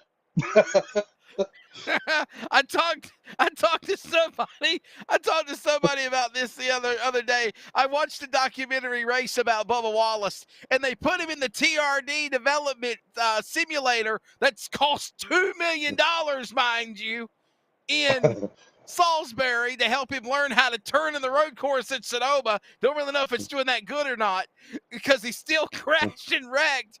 But literally, you take a $2 million simulator. That's what I'm trying to get to my point here. Don't tell I'm saying the wrong way. A $2 million simulator that is like got all the realistics here. And then you've got iRacing. But then you got somebody like, 10 years ago, less than that, actually say Denny Hamlin, believe it or not, his first win in NASCAR was at Pocono Raceway in Pennsylvania, the Tricky Triangle. And he said, and I quote, iRacing helped me win here at Pocono because I got on the simulator, I got on iRacing, I learned to hit my marks, hit my lines, and I won. And I always remember that about Denny Hamlin, not also talking about the success he had at Southern National, Southampton, Southside, and more as well. Jason, our time's grown short. The smart modified champion, somebody I'm sure you want to be beating fenders, or not fenders, but beating wheels with, banging side Nerf bars with, lift bars. Yes, Charles, is Burt Myers, defending champion, and he's on the other line. But before I do let you go, man, thank your sponsors, and I look forward to seeing you here this year, whether it's at Caraway in a couple of weeks or on the Smart Modified Tour. Oh, yeah, I'm definitely looking forward to it. And like I said, very thankful for the opportunity. I got to thank David Hill and all the Hillbilly Racing team, and they have several sponsors. There's Coors Light, Body Armor, Hill Enterprises, David Hill Installation, Chevrolet Performance, Sammy's Auto Sales, Summers Auto Sales, 220 Tire and Auto. They do a lot for me. Radical Race Gear does a lot for me. And, I just can't thank everybody enough. And make sure you tell my buddy, me and Burt's pretty good buddies, so make sure you tell Burt I said hello. And but yeah, I'm looking forward to it, and I'm just going to try not to get in the way and learn all I can. And hopefully the last 2 races I run at Caraway, will be a lot more competitive. So. You just did. And by the way, he can hear everything you said. So definitely. Hello, Burt. Hello, Jason Burt. Poole, he is smiling. Jason's smiling. I'm understanding Burt Myers. Jason is smiling in the background. So definitely, we'll bring Burt Myers to the live feed. Jason, thanks for your time, man. Good luck. Go get him in the modifieds. Opportunity is awesome with you and Jeremy Gerstner with Hillbilly Racing. I'm sure Burt Myers will attest to that as well and elaborate more. And we appreciate you being on. We'll see you in a few weeks at Caraway. All right, bud. I appreciate you having me on, and thank you very much. And we'll look forward to seeing y'all shortly. Yes, sir, my friend. Thank you. All right. Jason Thank Poole you. from Randleman, North Carolina. Now we go up the road to Walnut Cove, or just outside of there. Citrus Safe Race Team, defending champion of the Smart Modified Tour. Burt, you been playing golf? What's up with the golf hat, man? Welcome back to Finish Line. Hey, man, what's happening? It's always good talking to you, man. I'm at home today. We actually sold our house, and we're moving, and we're spending the day basically cleaning up, getting the rest of everything out of here. So I had to come out here in my truck where had a little peace and quiet for a minute so I could talk to you guys. So listen, I know that little small town that you come from, maybe a stoplight and a barbecue pit there, maybe if that, in that location. Where are we seeing you move to now, or are we going to keep it discreet Finish Line? No, we're I live in Kernersville. My race shop's in Walnut Cove. That's where I grew up, Walnut Cove. But I'm staying in Kernersville. We're only about 7 minutes away. Gave us a little piece of land, and we're gonna build our new house and see what the future brings.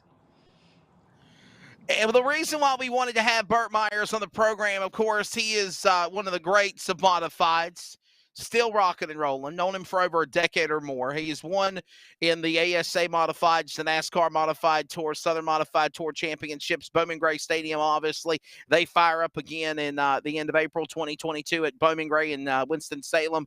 And in addition to that, he is the defending champion of the Smart Modified Tour. What an awesome job that J.B. Cole, Chris Williams, Eric Brennan, by the way, the voice of the Smart Modified Tour, celebrating a birthday today. Wish him a shout-out today as well. Work with him in a couple of weeks at Caraway.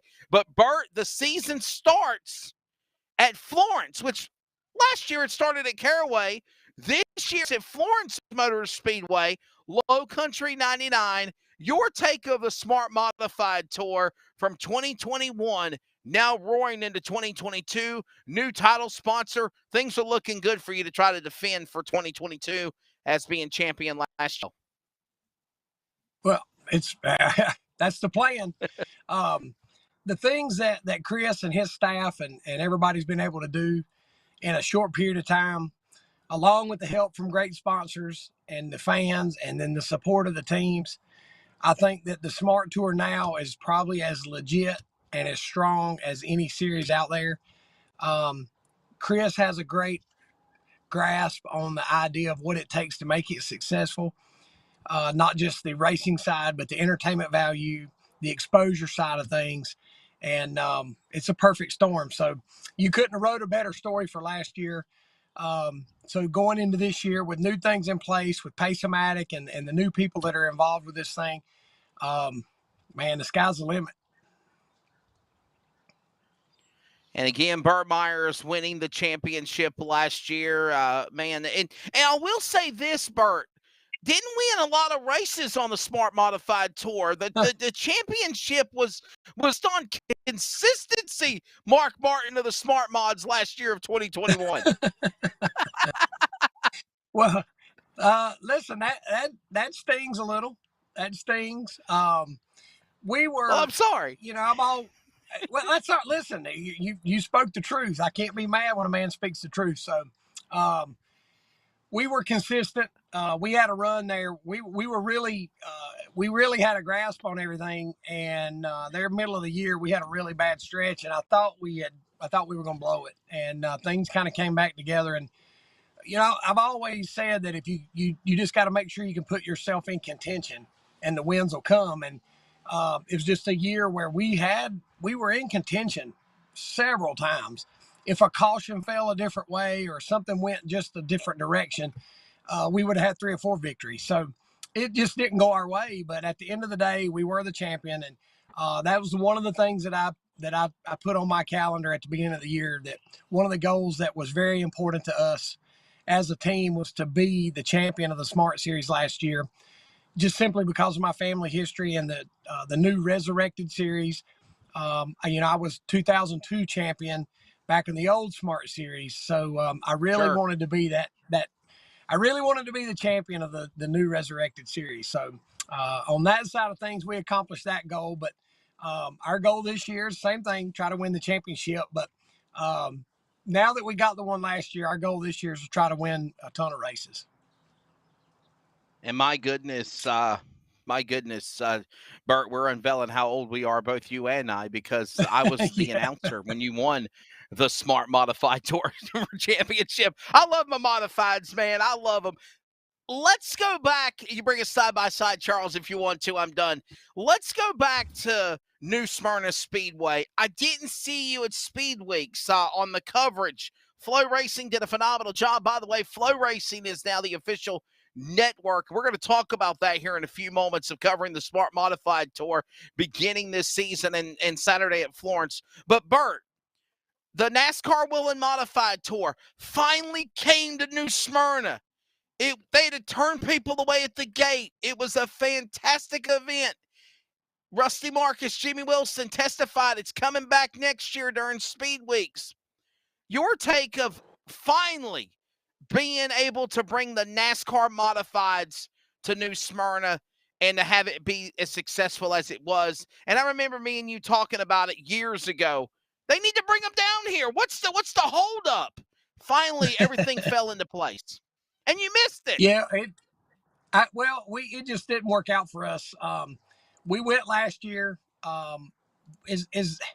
With the races that we run with Bowman Gray on a full schedule, and then now with the Smart Series on a full schedule, and then trying to make a couple of the open shows up north at Stafford and Tri-Track and stuff like that. We've got some of those races on our calendar.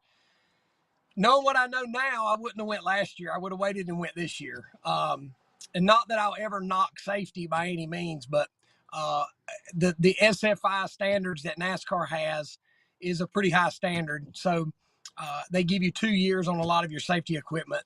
and the car that would run on the tour, all that stuff was out of date. It didn't have but about 10 races on it, but it was out of date per SFI standards. So not only was it going to be an added expense, to go run that show at New Smyrna, license and fees and stuff like that, to not be dedicated to run the entire series and maybe cash in some on the end of the year on the points, it just didn't financially make sense for us to go. But I will tell you this. I got you. As soon as I watched every night on Flow. I watched every night. I watched the Welland Tour race, and then I watched all of the modified shows the rest of the week.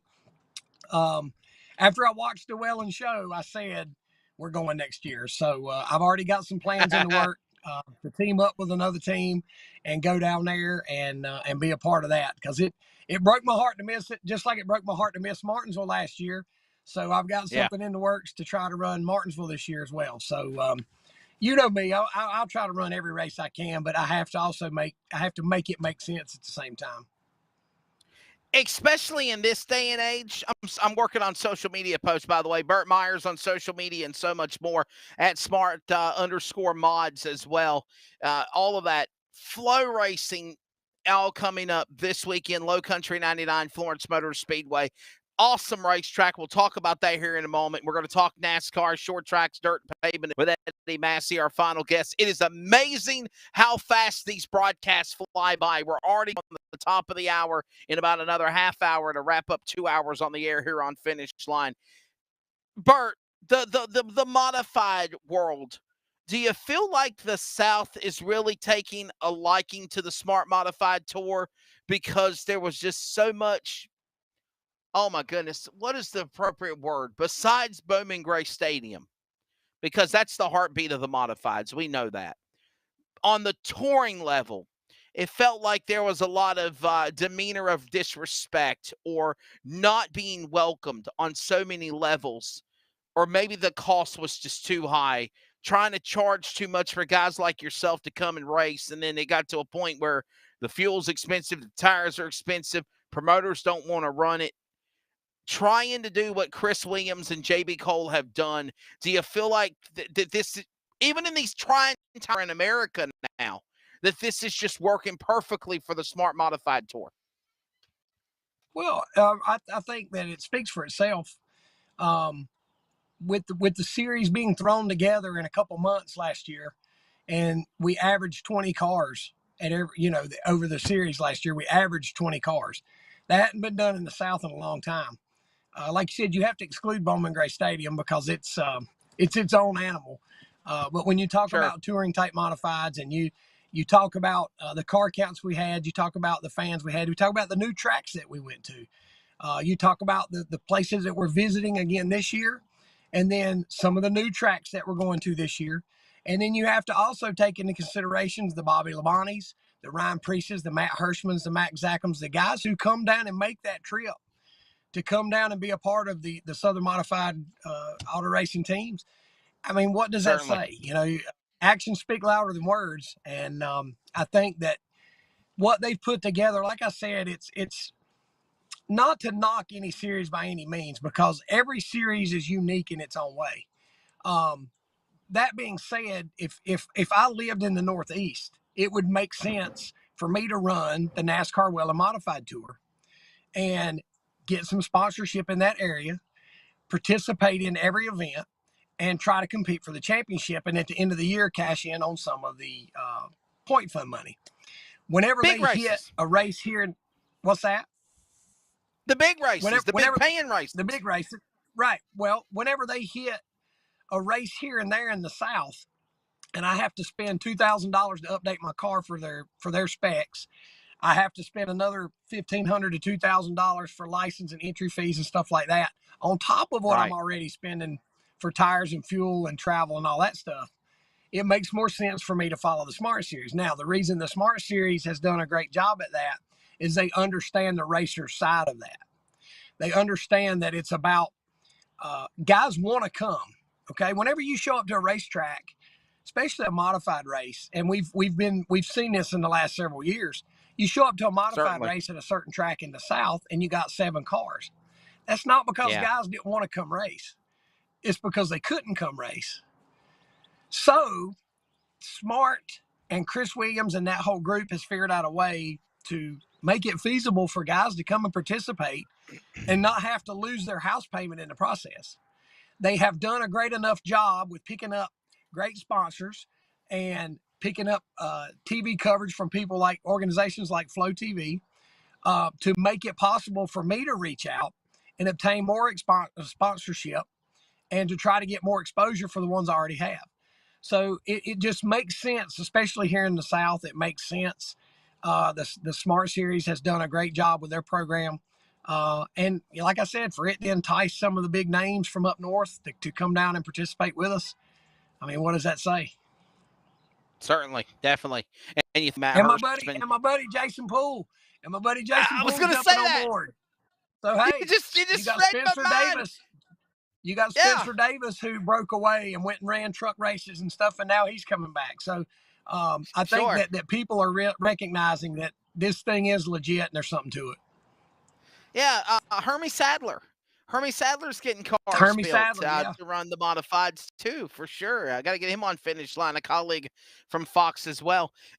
I got a question here, and you mentioned Jay, and you mentioned also Jeremy Gerstner, and we've seen the growing pains for Jeremy Gerstner. Let's be honest. When he won a championship's a championship, but when he won the Smart Modified Racing Series, or what was the Southern Modified Racing Series PRA Tours title, there wasn't a lot of cars. It was struggling. It was Darren and Darren Hackett and Renee Hackett just trying to keep something afloat in the world of modifieds. And it was so the car counts as they were, but at least you were able to run something, and he won championships 2 years in a row. But you've seen Burt on the highs for Jeremy Gerstner, and obviously Jason Poole at Caraway Speedway or Ace Speedway, to see these drivers now getting the opportunity to be in pretty damn good equipment for hillbilly racing. Do you think we could have a shot to see them in victory lane this year? I think, man, we had, 10, 11 races last year and had 8 different winners. 8 winners in 11 events. I think you could see that again. I really do. I think that the competition is so stout. I think that the format, it goes back. I don't want to keep beating a dead horse, but right. It goes back to the format that Chris has put together with the stages. With the pit strategy, where you can roll your lefts early, you can get a right rear later, you can do them all at one time, you can do just a right rear, with the 99 laps in place, with the tire compound that we have. It just makes for an exciting show. The redraws after qualifying. Listen, I totally understand that as a competitive driver, if I qualify on the pole, I want to start on the pole. Sure. If I qualify fifth, I deserve to start fifth. But I also understand the entertainment value in why people draw the full field. So it's just a perfect storm. Like I said, there's been times that last year I started dead last and won the stage in 25 laps. So I know that it's possible to start in the back and come to the front.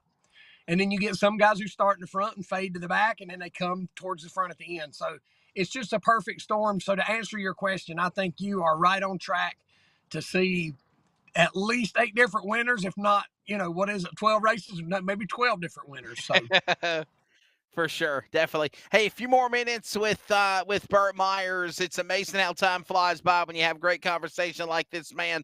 The 2021 defending Smart Modified Tour champion, and we'll wrap it up here with Eddie Massey coming up next. But I'll tell you what, Burt, man, the season in a whole, modified racing, I want to go back to Speed Weeks, and I want to go back to New Smyrna.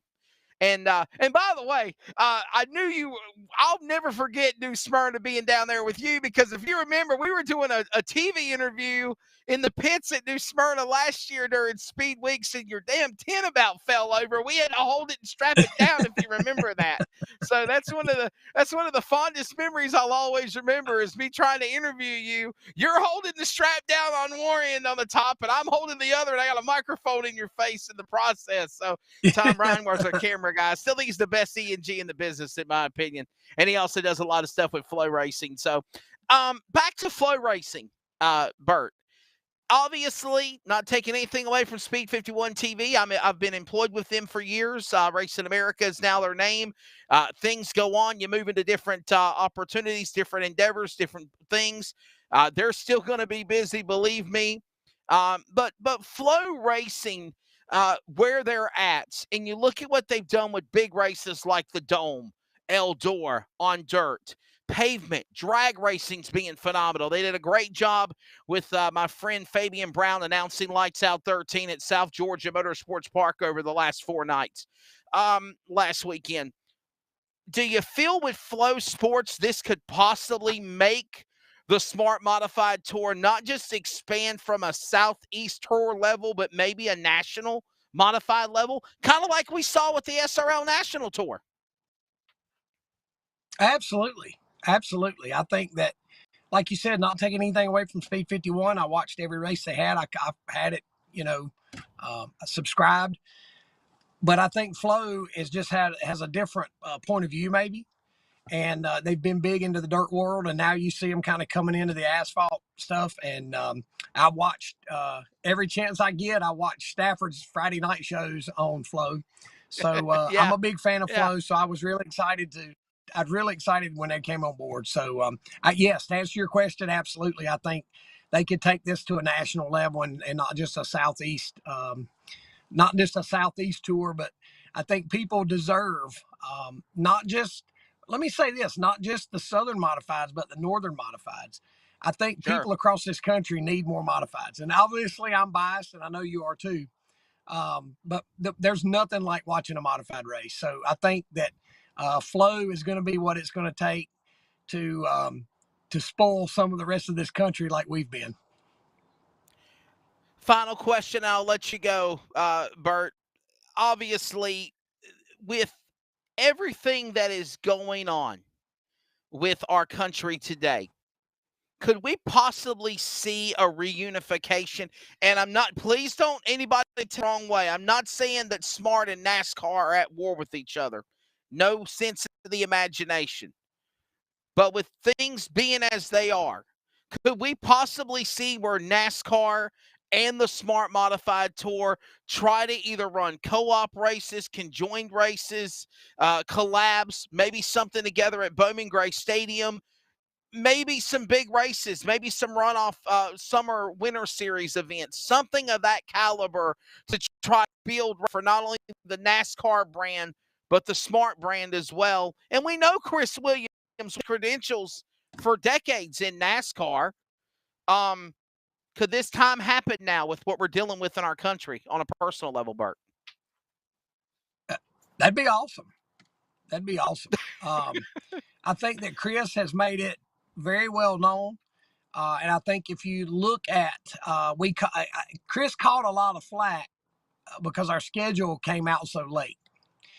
Sure. And Chris let me know that, or he let the group know, the reason that was the case is because he was waiting for NASCAR schedule to come out.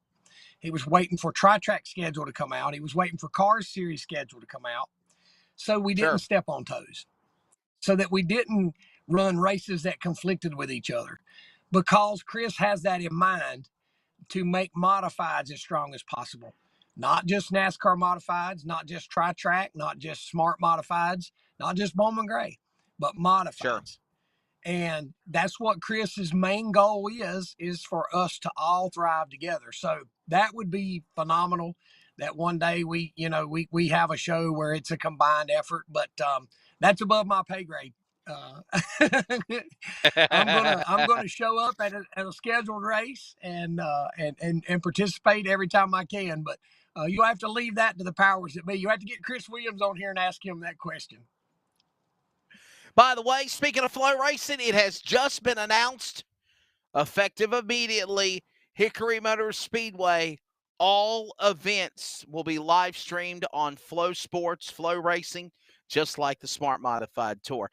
Burt, how's Jason doing? Where are we going to see Jason? Jason racing this weekend? He ready to beat you on that championship again? Yeah. Well, listen, if I can't do it, I hope he does. The goal is for us to go to Florence this weekend and finish 1, 2, 3. And the reason I say that is our third car, our number 6A car, that Chris Williams actually drove some at the stadium last year is going to be fielded by Greg Butcher for the entire Smart Series this year. So our goal is for it to be the order that I'd like to see would be 1, 4, 6. But either way, if those three cars finish in the top three, it'll be a good night for us. Well, listen, Burt, it's always great having you on Finish Line.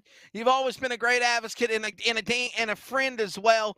Safe travels for you. I hope you and Kim are doing well. Hope Jason's doing well. Everything's packing. Moving sucks, okay? Believe me. I've been there, done that. It does. I think everybody watching Finish Line or listening knows what moving's like. But thanks for doing what you do for the sport. You're one of the best damn modified racers in the country, in my opinion. And good luck at Florence, and I'll run into you sometime this year. All right, buddy. I appreciate you saying that, and come see us, man. We're loaded, ready to go, man. We need to do a Finish Line show from Walnut Cove or from Kernersville or somewhere at your shop. We just got to let Burt and Jason take over the show. Charles, can we do that? Can we simulcast Finish Line from Finish Line?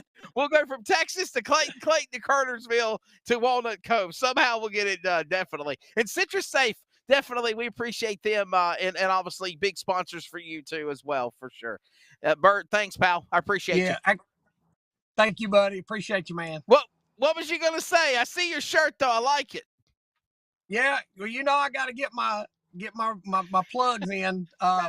Citrus Safe, man, they're so awesome. I couldn't do it without them. I got Backyard Leisure, John at Clean Up Supply, the NASCAR Institute does my motors, John Dodson and Daryl Hoffman, Mark Joyce at MJ Graphics. The list goes on and on and on. My guys that just follow me up and down the East Coast, my family. But it's great for you guys to do stuff like this, for us to be able to give us a platform to not just, somebody we were talking about the other day, I know you got to go, but we were talking about it the other day. Essentially what we're doing is going out and showing off for the crowd. Whenever we hit the racetrack, isn't that what we're doing? And so for you guys to give us a platform and for Flow TV to be involved, to give us an opportunity to do what we love to do and to get exposure for our sponsors at the same time, we appreciate you as well. So thanks for doing what you do. You're the man, Burt Myers. Good luck at Florence. Thanks for being on Finish Line, sir. All right. Burt Myers, ready to go. The defending champion of the Smart Modified Tour. They are in action this upcoming Saturday. And remember, it is live on Flow Sports. Hickory Motor Speedway has just announced that they're on Flow Sports. And by the way, Charles, come back in here, buddy, my producer extraordinaire from sunny 75 a week later, freezing your ass off Texas. That's Texas. I'm just telling the truth. Look, it was 72 degrees here yesterday. At nighttime, it got down to 32. Okay? I had to wake up in the middle of the night to cut my heater on because I was freezing. I digress. Anyhow, it was a bad scene. Boxers climbing out of bed, having to hit the button to cut the heater on. It wasn't good. It wasn't a pretty sight there, Charles. But I will say, I didn't know if you knew this or not. All NASCAR sanctioned coverage is on Flow Sports. And that doesn't matter, my friend, whether it is the NASCAR ARCA East-West Series, whether it is the Modifieds, whether it is, of course, weekly tracks in the Advanced Auto Parts Weekly Racing Series, henceforth like Hickory Motor Speedway, Langley Speedway, Smyrna Speedway, and more. Coverage is all the time on Flow Racing, for sure. Hey, and by the way, speaking of somebody in your neck of the woods, and somebody you used to work for, it was announced also a couple of days ago that Race On Texas is merging with Flow for the ASCS Sprint Car Series. How cool is that, buddy? Yeah, they actually, we got, I think it's McFarland, Billy McFarland, I believe, is actually going to be traveling with them to do the national coverage of that. So that is awesome to hear that they're expanding and growing. While I don't do much work for them, technically I kind of still work there, but it sounds like we got someone on the phone. Yeah, trying to get our final guest on the program here, and that is, of course, Eddie Massey. Trying to get him lined up here on the program. We're going to talk about All right, Charles, before I get Eddie on here, cue up a little music in the background, brother. If he doesn't answer the third time, it's strike three. We're going to close out the program. And to be honest with you, that will be perfect for me because I have a soccer broadcast obligation at 4 p.m. Eastern. And then, of course, a softball broadcast to do for radio at 6 p.m. Eastern. So if we can get off early. It does. It works good for me, too, actually. Perfect. That works good for me. I've got some chicken wings. No, not only chicken wings, because chicken wings are rare. They're like rubber for tires. You can't seem to find them. I do have a obligation with the leftover pizza that's in my fridge, and possibly a nap later on. I'm not sure. Oh, so you're going to go work. I'm going to go eat and go back to bed. Charles, what's your take of the next gen car, my friend? What's your take of Speed Weeks that we saw on dirt and pavement on the levels and where we're heading now in the start of 2022? Speed Weeks is over. Obviously, that's done. Now the real racing season, if you will, which would consist of, last week at Auto Club, it didn't disappoint. I know sometimes how you feel about NASCAR, but give me some love. Can you at least give some credit that NASCAR is doing something right with this next gen car, or are you still on the fence about it? I don't really like the number being over the front. However, the plus side, you can see you can see the sponsors better. I'll give them that. And I will say this. And I don't mean technical. I mean timeout. I'm not talking about the visualization of the car. I'm talking about the product package of the racing. Well, let me go back and watch some of the NASCAR races. I honestly did. I watched a couple of laps of it. I will say this. I wanted Eddie Massey on. Yeah, I will say this. I do like how they're performing on iRacing. I think it's produced better racing on there. What did we do? Sim 500. What did they go? 65 laps caution free. So it's obviously made better race. 73. So it produced great racing on there. And from what I did see in the NASCAR, I think it made some good racing in there as well. And so I do think it's going in the right direction. I mean, let's be honest. It doesn't matter what you do. Apparently, Kyle Larson's is going to win anyway. So, Kyle Larson, I think, is going to win the championship this year and probably until he retires. Yeah. You think Kyle Larson is really again? You think Kyle Larson? I think he's on his way to a second championship back to back. And second, would that be the youngest person? Yeah, would that be the second, or would that be the youngest back-to-back champion ever? I guess probably. Yeah, I mean, he's young money. Chase Elliott? How do you feel about Chase Elliott and him and Larson getting together at Auto Club? Did you see the highlights? I heard his foul language over the radio. Someone needs to put soap in his mouth and wash it out. Potty mouth. That being said, I did also see the post that came out where Kyle Larson's spotter took responsibility for it too. He did. Can you really be mad at Kyle Larson if his spotter said, I didn't tell him he was there soon enough? So Kyle Larson, probably not at fault. Probably not at fault at all is Kyle Larson. I agree. And if you don't know what he's talking about here, obviously we will try to find it for you. And take a listen to this.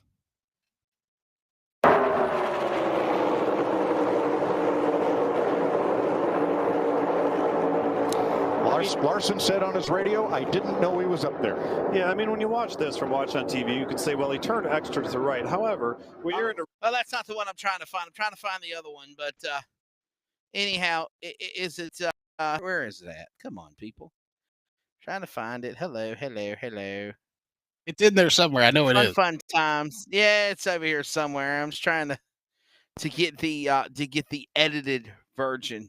Oh, you mean the beep version? Beep, beep, beep, beep, beep, beep, beep, beep. Yes, that one. And I don't know if I can find it or not. So yeah, for sure. He has quite the vocabulary.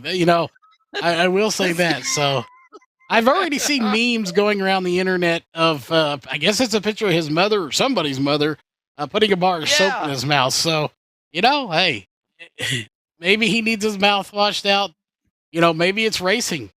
Tempers flare, shows passion. I don't. Certainly is, and it does show the passion of these guys in the sport for sure. And I'm trying to find it, but I can't find it. So it is what it is. Anyhow, he got put in the fence, and needless to say, Kyle Larson was the innocent guy because he's trying to play blocker. And I don't even think the appropriate word's blocker, Cody, Charles. The word is trying to battle Logano, trying to keep Logano from cutting Larson and Elliott off. And in doing so, he got up in the top shelf and contact was made in the wall by Elliott. And then the next thing you know, from that damage, he spun himself out. And then there's controversial call of, did he do it intentionally? Did Chase Elliott spin out because the car was, effed up, or did he spin out because he was pissed off and intentionally put out the yellow flag? We've seen that on iRacing. We've seen that in real life. We saw what Clint Boyer did a couple of years ago, or back in 08, 09, Nascar Richmond.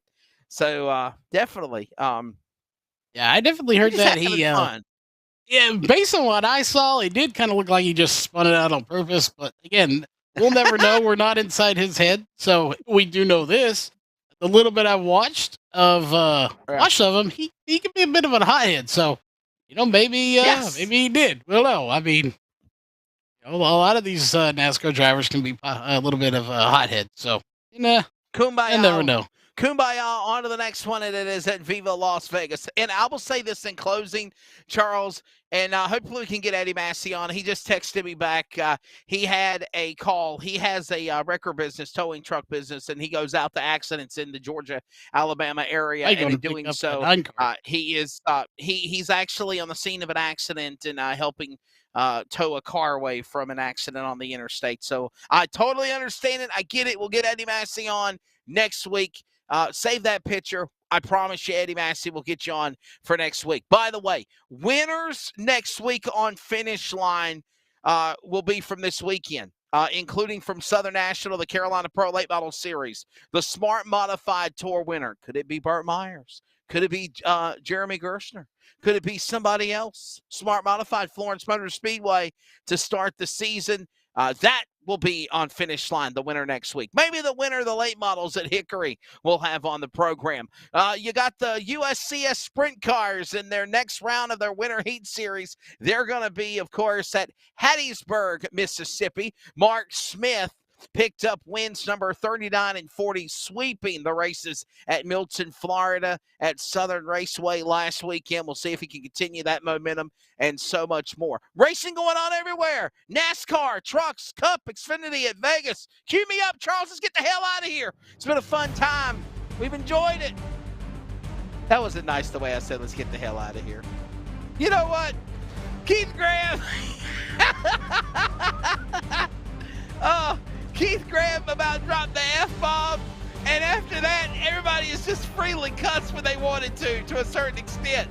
So, it's all good. Hey, listen, as long as it's not any MF, F, that, whatever, SOB, I'm happy with them. I love the emotion, the passion, and I enjoy, even though our world's in shambles right now, Charles Wooten, I'm happy to see that the racetrack world is definitely got a kindred spirit. They're pumped up, they're excited, and they're ready to see what happens for this season to come. I agree, 100%. There. He's Charles Wooten. Next week, it's Finish Line with Charles and Wesley. We're going to see him on camera. For everybody at Rocket Media and LSRTV Productions, for Jeff Stabnow, Mason Heimbaugh, and Charles Wooten. For everybody on Fox Sports Radio affiliates in the Carolinas, iHeartRadio Sports, CRN Sports, my company, coming up top of the hour. We got soccer. We got softball. I'm done talking racing. I'm going to start talking other sports. Thanks to all of our guests, including Mr. Cody Overton, not showing up. Keith Graham, Southern National, Carolina Pro Late Model Series. Also, Kenny Collins, Dalton Peavey, Jason Poole, Burt Myers. Be good to one another. The road to life, there is always a finish line. The road you choose, whether it's narrow, straight, make it a safe and a successful one. Be good to one another. Good will always overcome over evil. Keep on praying for America. We'll do it again next Wednesday night, Wednesday afternoon. Take care. Let me tell you about MPM, McAllister Precision Marketing. They can assist up-and-coming racers with career advancement, promotion, and assist in sponsorship procurement. MPM also has media and professional etiquette training. They work with premier driver development teams and limited late models to late models. And they also help the teams to make it up to the levels of K&N, ARCA, Truck Series, and even NASCAR Xfinity. Contact Tanya McAllister today at McAllister Precision Marketing, 803-361-6199. Today, get on the board with MPM. CrateInsider.com is your one source for crate racing tech and more. Whether you currently race with a crate engine or you are thinking about getting into the sport, our website has what you need. CrateInsider.com has tech videos, interviews with experts, and the best products in the industry. Dyno tested and proven, so we know they are the best products for crate engines. Visit CrateInsider.com today to get on the fast track to victory lane.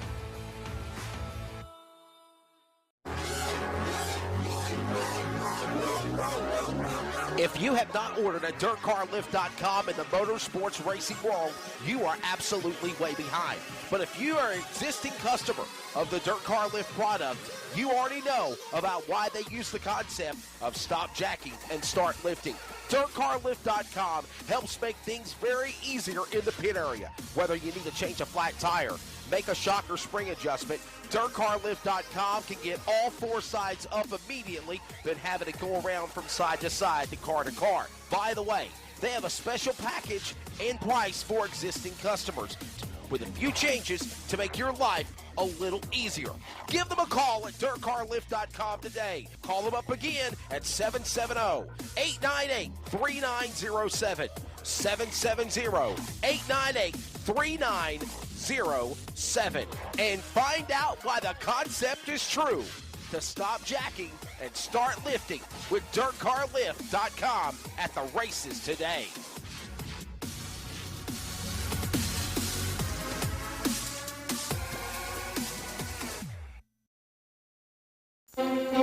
This episode is an exclusive production solely for the private, non-commercial use of our listening audience.